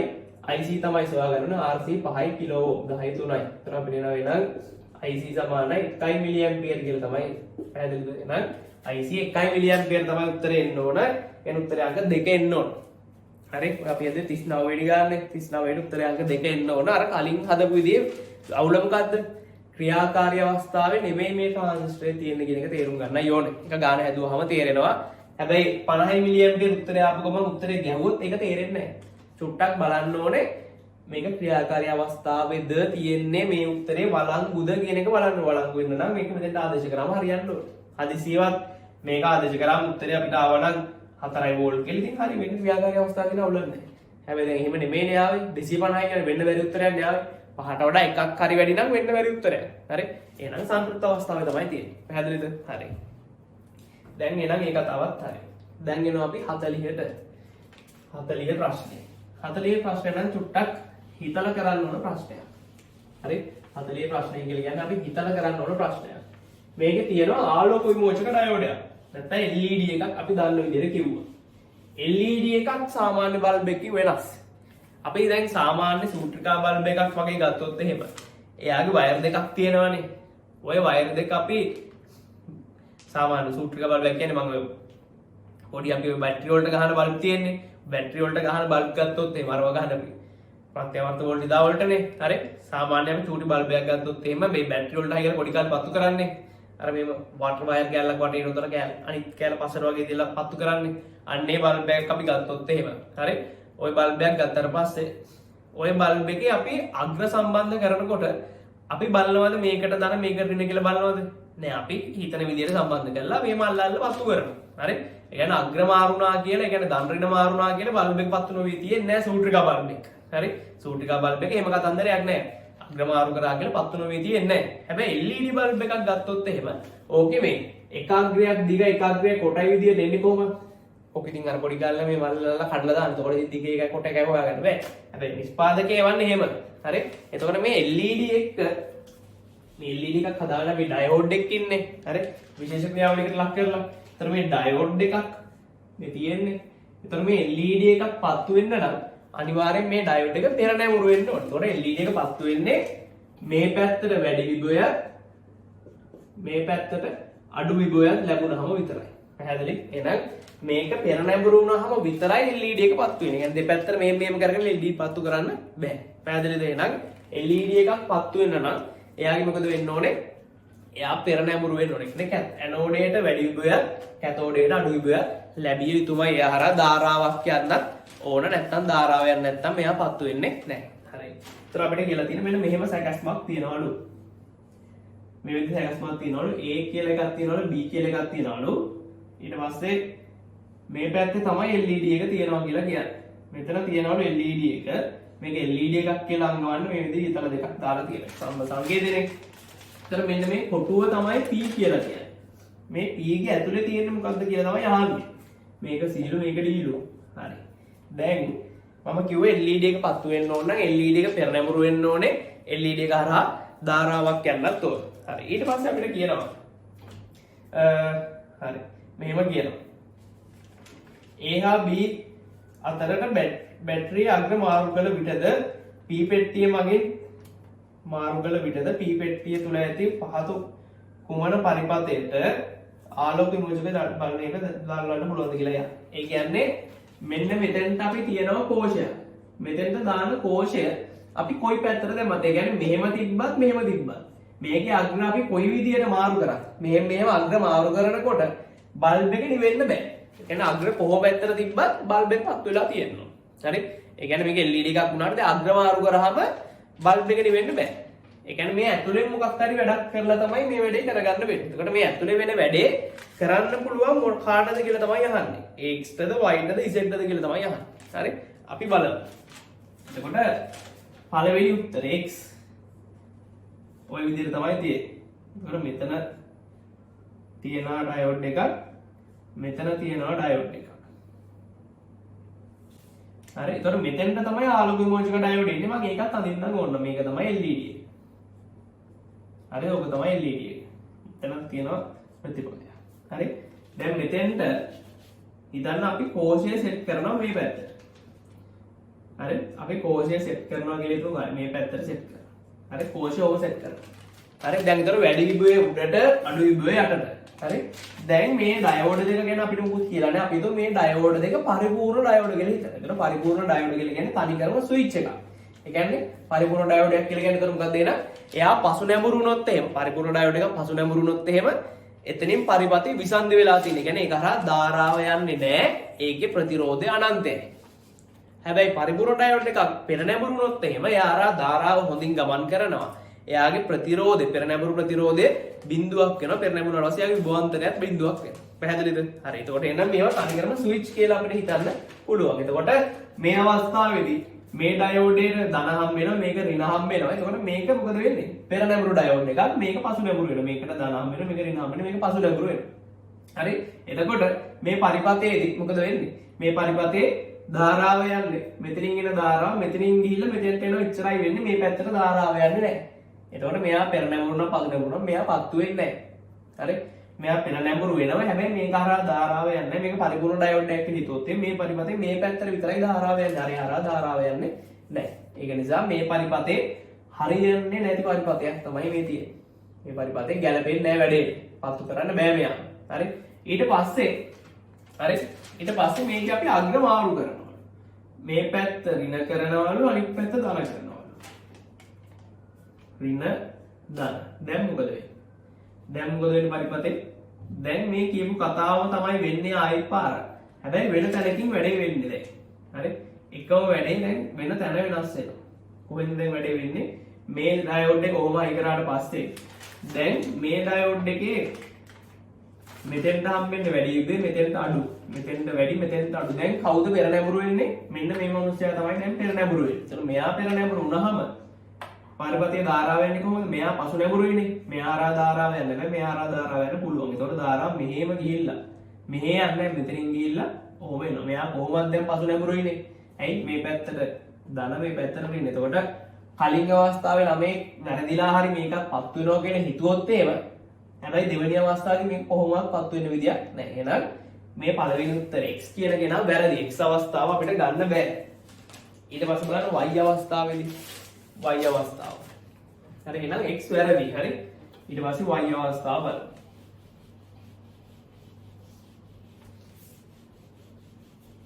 ඊට පස්සේ y අවස්ථාවේදී අපිට කියනවා මේ විදිහට y අවස්ථාවේදී අපිට කියනවා මේකේ ඩයෝඩම හතරක් තමයි තියෙන්නේ වෙන මොකුත් නැහැ ඩයෝඩම හතරක් තියෙන්නේ. එක ඩයෝඩ් එකක් තියෙනවා මේ විදිහට පල්ලෙහා තවත් ඩයෝඩ් එකක් තියෙනවා මේ පැත්තටම. හරි මෙතන තමයි LED එක තියෙන්නේ ওই පැත්තට. ඊට පස්සේ තව ඩයෝඩ් දෙකක් තියෙනවා මේකේ මේ පැත්තට. කොහොම එකක් තියෙනවා. ඊට පස්සේ ඔය විදිහට එකක් තියෙනවා. හරි. මෙතෙන්ද තමයි කෝෂය කරලා අපි මුලින් කෝෂය සෙට් කරනවා මේ පැත්තට. දැන් මොකද වෙන්න ඕනේ? කෝෂය කොහොමයි කරා මෙයා හරහා ධාරාව යන්න ඕන. හරි මෙයා හරහා ධාරාව යන ඉඳලා වෙන්න. හරි. දැන් මෙහෙම හයි කරාට පස්සේ පරිපතේ වැඩිම විභවය මෙතන අඩුම විභවය මෙතන. හරි. එතකොට අපි බලනවා මොන ඩයෝඩේද පෙර නැඹුරු වෙන්නේ මොන ඩයෝඩේද පසු නැඹුරු වෙන්නේ. වැඩි විභවය හම්බෙන්නේ කැතෝඩේටනේ. එතන මෙයා පසු නැඹුරු. මෙතනින් වයර් එක කපලා වගේ තියෙන්නේ. මෙයා පෙර නැඹුරු. මෙයාට ඇනෝඩේට හම්බෙනවනේ. ඊට පස්සේ මේ ඩයෝඩයත් පෙර නැඹුරුයි. හරි මේ ඩයෝඩයක් පෙර නැඹුරුයි. මේ ඩයෝඩය අපි ගත්තොත් එහෙනම් මේ ඩයෝඩයට ඇනෝඩයට හම්බෙන අඩු වෙන්නේ මේකත් පසු නැඹුරුයි. එතකොට දෙන්නෙක් පෙර නැඹුරුයි දෙන්නෙක් පසු නැඹුරුයි. දැන් එහෙනම් ධාරාව යන්නේ කොහොමද? මෙතනින් වයර් එක කපලා දියේ. එතන මෙතනින් ධාරාව යන්න බෑ. මෙතනින් වයර් එක කපලා දිනවා. මෙතනින් ධාරාව යන්නත් බෑ. එහෙනම් මෙතනින් ධාරාව යන්න බැරුව මේ කැලේ ධාරාව යන විදියක් තියෙනවද? ওই කැලේ ධාරාව යන්නේ එතකොට මේ පරිපතේ ධාරාව යන්නේ කොහොමද? මෙතනින් එන ධාරාව මේ කරා ගිහිල්ලා ඔහොම ගිහිල්ලා පරිපතේ සම්පූර්ණ කරන මේ පැත්තේ ධාරාව යන්නේ. දැන් ධාරාව යන්න විදියක් නැහැ. දැන් අපි ආයි කෝෂ අනිත් පැත්ත ගහලා බලන්න ඕනද මේක යනවද කියලා නැහැ. ඇයි දෙපැත්තටම පත්තු වෙන්න ඕනේ පත්තු වෙනවා. එක පැත්තක් බැර නම් බෑම තමයි. හරි එහෙනම් මේ අවස්ථාවේ පත්තු වෙන්නේ නැහැ නේ. ආයි ඊළඟ අවස්ථාව බලන්න අවශ්‍ය නැහැ. එහෙනම් y කියන කෙනත් වැරදි. එහෙනම් x උත් බෑ y උත් බෑ. ඒ නැති උත්තරේ මොකක්ද දෙන්න ඕනේ? z පමණි තමයි එන්න ඕනේ. දැන් බලමු z වලදී කොහොමද අවස්ථා දෙකේදීම බල්බ් එක පත්තු වෙන්නේ කියලා. හරි? දැන් මේකේ එකක්වත් නොවේ කියලා උත්තරයක් නැහැනේ. ඒ කියන්නේ ඉතින් x වැරදි නම් y වැරදි නම් z පමණි තමයි එන්න ඕනේ. අපි දැන් බලමු z පමණි විතරක් එන්නේ කොහොමද කියලා. හරි? එතකොට මෙහෙම තියෙන පරිපතේ ආයි ඩයෝඩ් හතරක්මයි තියෙන්නේ. කලින් වගේමයි හැබැයි පොඩි වෙනසක් කරලා තියෙනවා. හරි? මේකේ ඩයෝඩයක් තියෙන ওই විදිහට. ඊට පස්සේ මෙතන ඩයෝඩයක් තියෙනවා. මේකේ මේ ඩයෝඩ් දිශා තමයි මාරු කරලා තියෙන්නේ. ওই විදිහට එකක් තියෙනවා. ඊට පස්සේ ඔහොම ගිහිල්ලා මෙතන ඩයෝඩයක් තියෙනවා. හරි? ඔහොම තමයි වැඩේ තියෙන්නේ. එතන මේක මෙතන තමයි LED එක තියෙන්නේ. ওই විදිහට. හරි? ওই විදිහට LED එක තියෙන අපි දැන් බල්බ් එකට මෙතන දාමු කෝෂ ওই පැත්තට. හරි. දැන් ධාරාව යන්නේ කොහොමද? කොයි පාරද වැහෙන්නේ කොයි පාරද ඇරෙන්නේ? මොනවද පෙර නැඹුරු මොනවද පසු නැඹුරු? කල්පනා කරලා බලන්න. හරි? මෙතන ධන මෙතන ඍණ එන්නේ වැඩි විභවයට. මම මේ ධන ඍණ කියලා කියන්නේ ධන විභවය ඍණ විභවය කියන එක නෙමෙයි.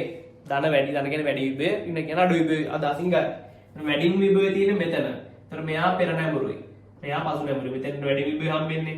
මේවා කියලා දීලා ඇත්තේ සුදු කරන වරිපත කරනකොට නියමයට කියලා දීලා ඇත්තේ. හරි? ඊට පස්සේ මේක පෙර නැඹුරු වෙනවා. ඇයි? මෙයාට පරිපතේ අඩු විභවය හම්බ වෙනවා කැතෝඩේ. ඇනෝඩේට හම්බෙන්නේ අඩු විභවය මෙයා පසු නැඹුරු. ඒතර පරිපතේ ලස්සන පාරක් තියෙනවා. ධාරාව මෙහෙම ගිහිල්ලා මෙතනින් ගිහිල්ලා මේ පරිපතේ ওই විදිහට එනවා. මේක වැඩි විභවය මෙතෙන් හම්බ වෙනවා. අඩු විභවය මෙතෙන් හම්බ වෙනවා. මේ ආලෝක විමෝචක ඩයෝඩේ පෙර නැඹුරුයි ධාරාවක් ලස්සනට පාරෙන් යන්න පුළුවන්. ඒක නිසා කිසිම ප්‍රශ්නයක් නැහැ. මේ ඩයෝඩ් එකේ ආලෝක විමෝචක ඩයෝඩ් එක නැත්නම් LED එක පත්තු වෙනවා. ප්‍රශ්නයක් නැහැ. හරි එහෙනම් මේකේ එක පැත්තක් හරි. දැන් මේවා ඇඳගන්න වෙන වෙනම රූප සටහන්. හරි දැන් මම අකලා අඳිනවානේ තමන්ගේ දොර මකන්න කලින් ඇඳ ගන්නවා. ඊට පස්සේ ඊළඟ අවස්ථාව බලන්න. මේකේ කෝෂය අග්‍ර මාරු කරලා හයි කරන අවස්ථාව. හරි? දැන් මේ අවස්ථාව බොහොම ලේසියෙන් අපි අඳුරගත්තානේ. බලමු අපි ඊළඟ අවස්ථාව. හරි. ඊළඟ අවස්ථාවේදී අපි කරන්නේ කෝෂයේ මේ පැත්තට ධන දෙනවා මේ පැත්තට ඍණ දෙනවා. හරි?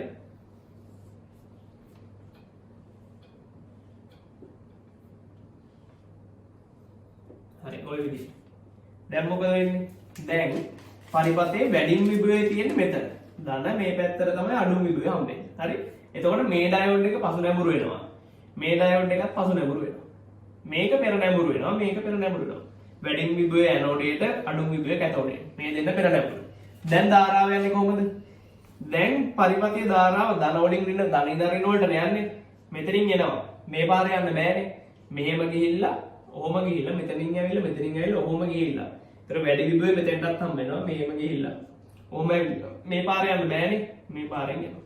පැහැදිලිද? එතකොට බලන්න ලස්සන පාරක් තියෙනවා පරිපතේ ධාරාව ගමන් කරන LED එක හරහා. එතකොට මෙන්න මේ කෑල්ල පරිපතේ නෑ. මේක මකලා දාන්න පුළුවන් වුණා. මෙතනින් පරිපතේ විසන්දි. මෙතනිනුත් පරිපතේ විසන්දි.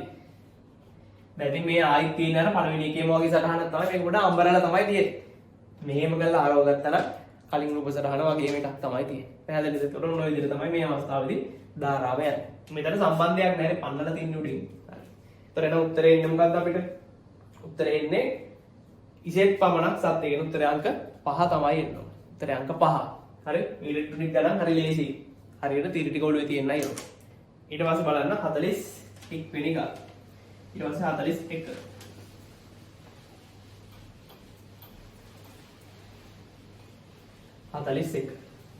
41ත් ඉලෙක්ට්‍රොනික පාඩමේ ගානක්මයි තියෙන්නේ. හරි? 41ත් ඉලෙක්ට්‍රොනික පාඩමේ ගානක්මයි තියෙන්නේ. පොඩ්ඩක් වෙනස් જાතියේ ගානක් හැබැයි. හරි? මේක AND ගේට් දෙකක් තියෙනවා. හරි? මේ AND ගේට් එකට ප්‍රධාන තුන ගානේ දීලා තියෙනවා. ඊට පස්සේ මෙතන OR ගේට් එකක් තියෙනවා. හරි? මෙතන OR ගේට් එකක් තියෙනවා. මේකෙන් එන එකන ඔබ දාලා තියෙනවා. මෙහා ඔබ දාලා තියෙනවා. මෙතන තියෙනවා F. හරි?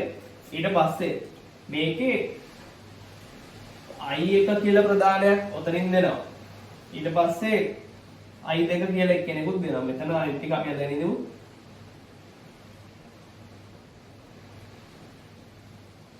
ඔය විදිහේ එක්කෙනෙක් තියෙනවා. මෙතන NOT ගේට් එකක් තියෙනවා. ඊට පස්සේ කොහොම එකක් තියෙනවා. මේක S කියනවා. මේක E කියනවා. ඊට පස්සේ මෙතනින් එකක් මෙතෙන්ට යවනවා. ඊට මෙතනින් එකක් මෙතෙන්ට යවනවා. ඊට පස්සේ I2 කියලා තව එකක් මෙතෙන්ට යවනවා. හරි? ওই විදිහේ කතන්දරයක් තමයි තියෙන්නේ. හරිද? දැන් අපි මේ වගේ ප්‍රශ්නයක් කරනකොට පොඩ්ඩක් කල්පනාවෙන් හදන්න ඕන ගාන. හරි? මේ ටුට්ටක් කල්පනාවෙන් කරන්න ඕන ගානක්.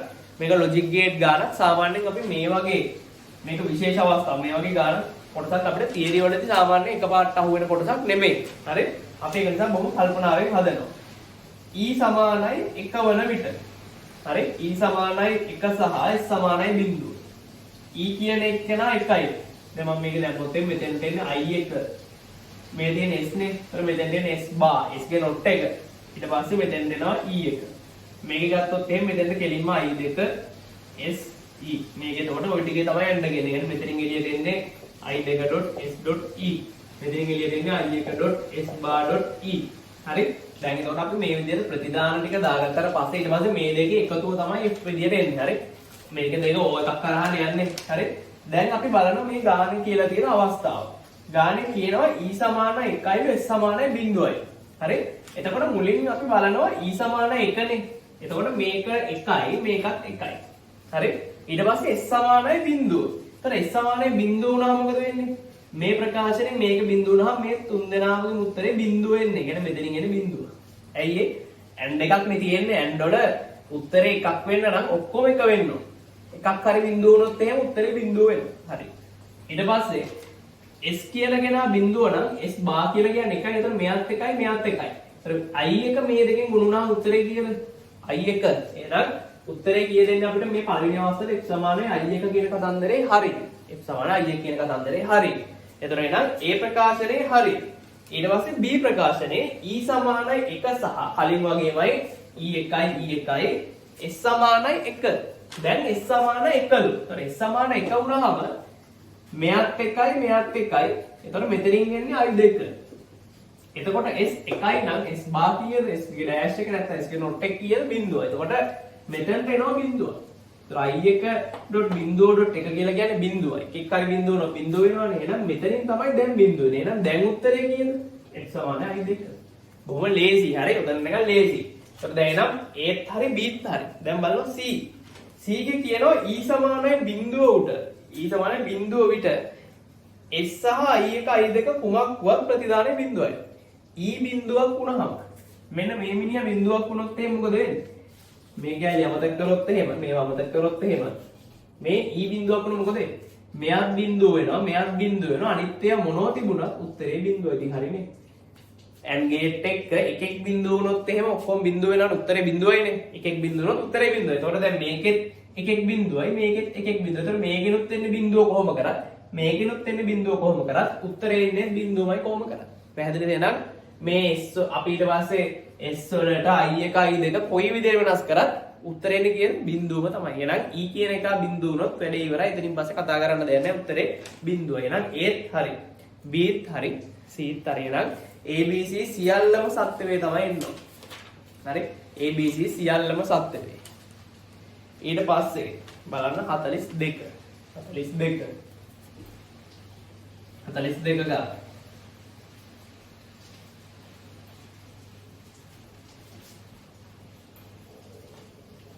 42 පොඩ්ඩක් වෙනස් જાතිය ගන්න. චුට්ටක් වෙනස් જાතිය ගන්න. රූපේ දැක්වෙන ආකාරයට එක් තහඩුවේ කේන්ද්‍ර හරහා ඒවාට ලම්බකව ගමන් කරන පොදු අක්ෂයක් වටා භ්‍රමණය විය හැකි සර්ව සම අර්ධ වෘත්තාකාර ලෝහ තහඩු දෙකකින් විචල්්‍ය සමාන්තර තහඩු ධාරිත්‍රකයක් සාදලා බරට ගාන කියලා තියෙනවා නිකන් අමුතු කතන්දර ටිකක්. හරි? භ්‍රමණය විය හැකි පරිදි විචල්්‍ය සමාන්තර තහඩු ධාරිත්‍රය කියන්නේ මෙයාගේ ධාරිතාවය වෙනස් වෙනවා කාලෙන් කාලයට. හරි? විචල්්‍ය ධාරිත්‍රකයක් සාදා ඇත. සමාන්තර තහඩු ධාරිත්‍රකයක් සාදා ඇත. එක් තහඩුවකට සාපේක්ෂව අනෙක් තහඩුව ඔමෙගා නියත කෝණික වේගයකින් භ්‍රමණය කරනවා. ඔමෙගා නියත කෝණික වේගයකින් තමයි භ්‍රමණය වෙන්නේ. එකකට සාපේක්ෂව අනිත් එක්කන ඔමෙගාකින් භ්‍රමණය වෙනවා කියලා හිතත හැකියි. ඒ කියන්නේ එක්කෙනෙක් නිසලයි නම් අනිත් එක්කනා කරගන්නේ ඔමෙගා කෝණික වේගයෙන් කියලා කියනවා. හරි? ඊට පස්සේ අපිට කියනවා භ්‍රමණය වේ නම් ධාරිත්‍රකයේ ධාරිතාවයේ කාලයත් සමග. ධාරිතාවයේ කාලය ගැන තමයි අහන්නේ. හරි? එතකොට මෙන්න මෙහෙමයි. මුලින් අපි මේක කැරගෙන විදිය අඳුනගමු. අපි හිතුව පටන් ගන්න වෙලාවේදී මේ තැටි දෙක තියෙන්නේ මෙහෙම කියලා. උඩින් බැලුවම පේන විදියක් අපි අඳගමු. හරි? මේ දෙන්න තියෙන්නේ ඔහොම කියලා හිතමුකෝ t සමානයි බිඳුවේදී පටන් ගන්න වෙලාවේ. ඒ කියන්නේ මේ පළු දෙක තියෙන්නේ දෙපැත්තට තියෙන්නේ. එතකොට මේ දෙන්න දෙපැත්තට තියෙනකොට හරි? ඔහොමනේ තියෙන්නේ. දැන් මේ දෙන එකක් උඩ මේ මෙහෙම නෙමෙයි තියෙන්නේ තුට්ටක් ඈතින් තියෙන්නේ. හරි? මේ දෙන්න අතර පොඩි ස්පේස් එකක් තියෙනවා. ඔහොම තියෙන්නේ. එතකොට මේ දෙන්න දැන් මුල් අවස්ථාවේ ඉන්නේ දෙන්න වෙන වෙනම ඉන්නේ. ඒ කියන්නේ මේ දෙන්නගේ පොදු වර්ගඵලයක් නැහැ. මේ අත මෙහෙම මේ අත මෙහෙම තියෙන්නේ. හරි? මේ දෙන්නට පොදු වර්ගඵලයක් නැහැ. ඒතකොට පොදු වර්ගඵලයක් නැති හින්දා මේ අවස්ථාවේදී ධාරිතාවය කීයක් වෙනවද? ධාරිතාවය බිඳුවක් වෙනවා. හරි? අපි හිතමු රතු පාටිකා තමයි කැරගෙන්නේ. රතු පාටිකා ඔමෙගා වලින් කැරගෙනවා. මේ කළු පාට එක්කෙනා කැරගෙන ඔමෙගා වලින්. හරි? කළු එක්කෙනා මේ කැරගෙන මෙයා ඔහොම ඉන්නවා. හරි? එතකොට සාපේක්ෂවනේ. ඒතකොට ඊළඟ අවස්ථාවේදී මෙයා ඔහොම ඉන්නවා. මෙයා ටිකක් කරගෙන මේ පැත්ත. ඔය විදිහට. ඒතර මෙන්න මේ කෑල්ල දැන් දෙන්නටම පොදු වෙනවා. ඒතර මොකද වෙන්නේ? දැන් ධාරිතාවය බිඳුවයි ඊට පස්සේ ධාරිතාවය ටිකක් වැඩි වෙනවා. ඊට පස්සේ ඔහොම තව ටික වෙලාවක් ගියාම මොකද වෙන්නේ? මේක තව ටිකක් කරගෙන. හරි? මේක තව ටිකක් කරගෙන. දැන් කොයි වගේ අවස්ථාවක් වෙන්නේ නැතිද? අපි හරියටම අඳින්න බෑ. අපි ගමු ඔය වගේ අවස්ථාවක් කියලා. හරි? එතකොට කලින් මේ ටික වැඩි වුණා. දැන් මේ ටික වැඩි වුණා. හරි මම මේ ටික මේ පැත්තට දාන්නම්. හරි ඔය විදිහට. හරි එතකොට දැන් මම මේක රතු පාටින් පාඩ කරන්නම් කලින් ටික. හරි එතකොට දැන් ඔච්චරක් වුණා. ඊට පස්සේ මොකද වෙන්නේ? තව ටික වෙලාවක් ගියාට පස්සේ එතකොට දැන් එන්න ධාරිතාවය වැඩි වෙනවා. හරි තව ටික වෙලාවක් ගියාට පස්සේ අපි හිතමු මේ අවස්ථාවක් එනවා. හරි ඔය අවස්ථාවක් එනවා. එතකොටත් වැඩි වෙලා. ඊට පස්සේ තවත් ටික වෙලාවක් ගියාට පස්සේ මේ දෙන්න එක උඩ එක එනවා. හරි ඔය වගේ අවස්ථාවක් එනවා. එක උඩ එක එනවා. ඊට පස්සේ තව ටික වෙලාවක් ගියට පස්සේ මොකද වෙන්නේ? මෙච්චර අවස්ථා තියෙනවනේ දැන් වැඩි තේරෙනවද දැන් කට්ටියට. ඊට පස්සේ මොකද වෙන්නේ? මේ වගේ අවස්ථාවක් එනවා. ඒ කියන්නේ මේක මෙහෙම කරගෙනවා කියලා ගත්තොත් එහෙම. දැන් මෙහෙමනේ. දැන් අපි ධාරිත්‍රිකයක ධාරිතාවය වෙන්නේ C සමානයි A බෙදීම D නේ. වාතය නම් එප්සයිලන් නෝට්. එතන මේකෙදි වෙනස් වෙන කෙනා කවුද? මෙතන A කියලා කියන්නේ වර්ගඵලය නෙමෙයි. තහඩු දෙකේ වර්ගඵලය නෙමෙයි. A කියලා කියන්නේ තහඩු දෙක සඳහා පොදු වර්ගඵලය. එතකොට තහඩු දෙක සඳහා පොදු වර්ගඵලය තමයි මේකෙදි විචලනය වෙන්නේ. මෙයා විචලනය වෙනවා. මෙයාත් නියතයි, මෙයාත් නියතයි. තහඩු දෙක අතර පරතරය වෙනස් වෙන්නේ නැහැ නේ. එකම පරතරයකින් දිල් තමයි කරගෙන්නේ. හරි? එතකොට මෙයා තමයි වෙනස් වෙන්නේ. හරි. එතකොට අපි ඒක තමයි කල්පනා කරලා බලන්න ඕනේ. හරි? එතකොට මේක අපිට ගණිත ප්‍රකාශනයක් ගන්න පුළුවන්. අපිට හිතලා ගන්නත් පුළුවන්. හරි? දැන් එතකොට එහෙනම් අපිට උත්තරේ පිළිබඳව දලා දහසක් ගන්න පුළුවන් මේ රූප සරහන් ටික දිහා බැලුවා. හරි? ඊට පස්සේ ආයෙත් මේක ඊළඟ අවස්ථාව මම නිකන් චූටියට යන්නොත් එහෙම. මේ වගේ අවස්ථාවක් එන්නේ මේක සම්පූර්ණයෙන් අනිත් පැත්තට. හරි? එතකොට කොයි වගේ එකක්ද දෙන්නේ? මේ වෙලාවේ ධාරිතාවේ බිඳුවයි. වැඩි වෙනවා වැඩි වෙනවා වැඩි වෙනවා වැඩි වෙනවා වැඩි වෙනවා උපරිමයි. ඊට පස්සේ මොකද වෙන්නේ? මේක මෙහෙට යනකොට ආයි අඩු වෙලා අඩු වෙලා අඩු වෙලා අඩු වෙලා බිඳුව දක්වා අඩු වෙනවා. කොයි වගේ ප්‍රස්ථාරයක් දෙන්න ඕනේ? බිඳුවේ ඉඳන් වැඩි වෙනවා එකපාරට බිඳුව වෙනවද නැහැ? බිඳුවේ ඉඳන් වැඩි වෙලා ඊට පස්සේ මේක ආයි එළියට එනවා ටික ටික එළියට ඇවිල්ලා මෙහෙම මෙන්න මේ අවස්ථාවටම ආයි බිඳුව. කියන්නේ වැඩි වෙනවා අඩු වෙනවා වැඩි වෙනවා අඩු වෙනවා ප්‍රස්ථාරයක් තමයි ඉන්නෝනේ. කියන්නේ උත්තරේ එක වෙන්න පුළුවන්. ඒකෙත් තියෙන්නේ වැඩි වෙනවා අඩු වෙනවා වැඩි වෙනවා අඩු වෙනවා. ඊට පස්සේ දෙක වෙන්න බෑ. ඒකේ තියෙන්නේ වැඩි වෙනවා එකපාරට බිඳුව වෙනවා ආයි වැඩි වෙනවා. එහෙම නෑ එකපාරට බිඳුව වෙන්නේ නෑ. මේ වැඩි වෙලා වැඩි වෙලා වැඩි වෙලා වැඩි වෙලා උපරිම වෙනවා. ඊට පස්සේ එකපාරට මේ අවස්ථාවකට නෑ. ආයි මේක ටික එළියට ඇවිල්ලා තමයි මේ අවස්ථාවට එන්නේ බිඳුවේ. හරි එහෙනම් වැඩි වෙනවා අඩු වෙනවා උත්තරයන්ක දෙක වෙන්න බෑ. තුනක් වෙන්න පුළුවන්ද? ඒකෙත් ඉතින් අඩු වෙනවා වැඩි වෙනවා එකක් නේ තියෙන්නේ. ඒතර තුනක් වෙන්න පුළුවන්. ඒකෙත් තියෙන අඩු වෙනවා වැඩි වෙනවා කතන්දරයක් තමයි. ඒක පටන් අරන් තියෙන අඩු වෙන කෑල්ල. හරි? ඊට පස්සේ හතර පහනේ. හරි. ඊට පස්සේ හතර පහ උත්තර ගත්තොත් එimhe හතරේ තියෙන්නේ වැඩි වෙනවා අඩු වෙනවා ඒ කෑල්ල හරි. හැබැයි බිඳුව වෙලා ටික වෙලාවක් තියෙන. එහෙම වෙන්න පුළුවන්ද? බෑ. මේක ශනික මොහොතක්. බිඳුව වෙලා මේ ගොඩක් වෙලා හිටින්නේ නැහැ. බිඳුව වෙනවා ආයෙත් වැඩි වෙනවා. ඒ කියන්නේ මේක මැද හිස්තැන් තියෙන බැගෙන හතර වෙන්නත් බෑ. පහ වෙන්න පුළුවන්ද? පහ පුළුවන්. පහත් පුළුවන්. අඩු වෙනවා වැඩි වෙනවා අඩු වෙනවා වැඩි වෙනවා විදිහක් තමයි තියෙන්නේ. එතකොට දැන් අපි කල්පනා කරලා බලන්න ඕන මේ වැඩිවීම අඩුවීම ඒකාකාරද? අඩුවීම වැඩිවීම ඒකාකාර නම් උත්තරෙන්නේ අංක 5. ඒකාකාර නැත්තම් 1 හෝ 3 කියන උත්තර දෙකෙන් එකකට අපි කොටු වෙනවා. හරි? 1 හෝ 3 වක්‍ර ප්‍රස්ථාර දෙකක් තියෙන්නේ. එහෙනම් එක් උත්තරේ දැන් එන්න පුළුවන් මොනවද? 1 3 හෝ 5. ඒකෙනොත් වක්‍ර ප්‍රස්ථාරය නම් 1 හෝ 3. ඒතර වක්‍ර කියන උත්තරේට අපි ආවොත් ඒ දෙක එකක් තෝරගන්න විදිහ ගැන පස්සේ කල්පනා කරමු. සරල මේ ඒකාකාර විචලනයක් නම් උත්තරේ අංක 5. හරි. දැන් අපි බලමු මේ C කියන කෙනයි A කියන කෙනයි මොන වගේ විචලනයක්ද දෙන්නේ. කියන්නේ ඒකාකාර විචලනයක්ද තියෙන නැද්ද කියලා. දැන් ප්‍රස්ථාරේ දීලා තියෙන්නේ C කියන කාලයත් එක්ක C නේ. කාලයත් එක්ක C ගේ විචලනය ඒකාකාර නම් හරි. ඊට කාලයත් එක්ක වර්ගඵලයේ විචලනය ඒකාකාර නම් ඒත් හරි. දැන් මේක මෙහෙමයි කල්පනා කරන්න. මේ තියෙන T සමාන බිඳුවනේ. ඊට පස්සේ මෙයාගේ කෝණික ප්‍රවේගයේ ඒකාකාරයි කියන එකේ අදහස මොකක්ද? කෝණික ප්‍රවේගයේ ඒකාකාරයි කියන අදහස මොකක්ද? කෝණික කියන්නේ මෙයා හැම තප්පරයකදීම හැරෙන්නේ එකම කෝණයක්. කියන්නේ මෙයාට සාපේක්ෂව මෙයා හැරෙන්නේ එක කෝණයක්. ඒ කියන්නේ ආරම්භක තප්පරයේදී මෙයා තීටා කෝණයක් නම් කරගුණේ ඊළඟ තප්පරයේදී කරගන්නේ තීටා කෝණයක්මයි. ඒතකොට මේ තියෙන්නේ මුලින් කරගෙච්ච තීටා. මේ තියෙන්නේ ඊට පස්සේ කරගෙච්ච තීටා. එතකොට පළවෙනි තප්පරයේ වැඩි වෙච්ච වර්ගඵලයේ මේ තියෙන්නේ. දෙවෙනි තප්පරයේ වැඩි වෙච්ච වර්ගඵලයේ මේ තියෙන්නේ. ඊට පස්සේ තුන්වෙනි එකට යනකොට ඔය වගේම තව කැලලක් එනවා. ඒ කියන්නේ මේකෙදි හැම තප්පරයකදීම එකම වර්ගඵලයක් තමයි වැඩි වෙන්නේ. ඒතර එහෙනම් වර්ගඵලයේ වැඩිවීමේ ශීඝ්‍රතාවය නියතයි. තේරුණාද කියන්නේ? හැම තප්පරයකදීම එකම වර්ගඵලයේ තමයි ඇතුළට එන්නේ. පොදු වෙන්නේ එකම වර්ගඵලයක්. කියන්නේ වර්ගඵලයේ වැඩි වෙන්නේ එකම විදියට ඒකාකාරව. එහෙනම් වර්ගඵලයේ වැඩි වෙන්නේ ඒකාකාරව නම් මෙයාගේ ධාරිතාව වැඩි වෙන්න ඕන ඒකාකාරවම තමයි. කියන්නේ එහෙනම් උත්තරයන්ක කීය දෙන්නේ? උත්තරයන්ක 5යි. කියන්නේ මෙන්න මේ වගේ ප්‍රස්ථාරයක් තමයි තියෙන්න ඕනේ. හරි? ඕක ප්‍රස්ථාර තමයි ඉන්න ඕනේ. ඕක ගණිතමය වශයෙන් පැහැදිලි කරගන්නවා නම් කෙනෙක්ට මේව ගත හැකියි. දැන් මේ කම්බයින් කරන කට්ටිය දන්නවා සූත්‍රයක් මොකද්ද? tan ත්‍රිකරණ එක වර්ගඵලය සමානයි a සමානයි භාගයයි r වර්ග θ කියන සූත්‍රයක් දන්න. හරි? එතකොට අපි දන්නවා ඔමෙගා සමානයි θ බෙදීම t නේ. කෝණික විස්ථාපනයේ බෙදීම කාලය. ඒකට එහෙනම් θ සමානයි ඔමෙගා t. මේක ආදේශ කරනවා මෙතන. උතර අපිට එනවා a සමානයි භාගයයි r වර්ග ඔමෙගා t. මම මේ කියන ක්‍රමේ එච්චර ගැටගුරු ක්‍රමයක් නෙවෙයි භෞතික විද්‍යාව මේ MCQ ගණක් හදන්න. හැබැයි මම කියන්නම් මේක අර රේඛීය විචලනය කියන එක මෙතනින් ගන්න පුළුවන් බොහොම ලස්සනට.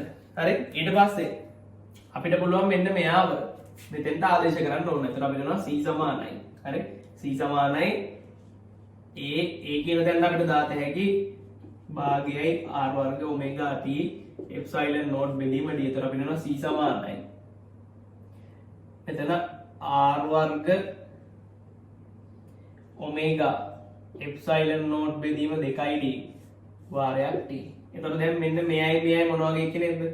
y සමානයි mx ආකාරයේ කෙනෙක්. එහෙනම් මෙන්න මේ කෑල්ල සරල රේඛීය ප්‍රස්ථාරයක් වෙන්න ඕනේ. එහෙනම් උත්තරේ එන්න ඕන කීයද?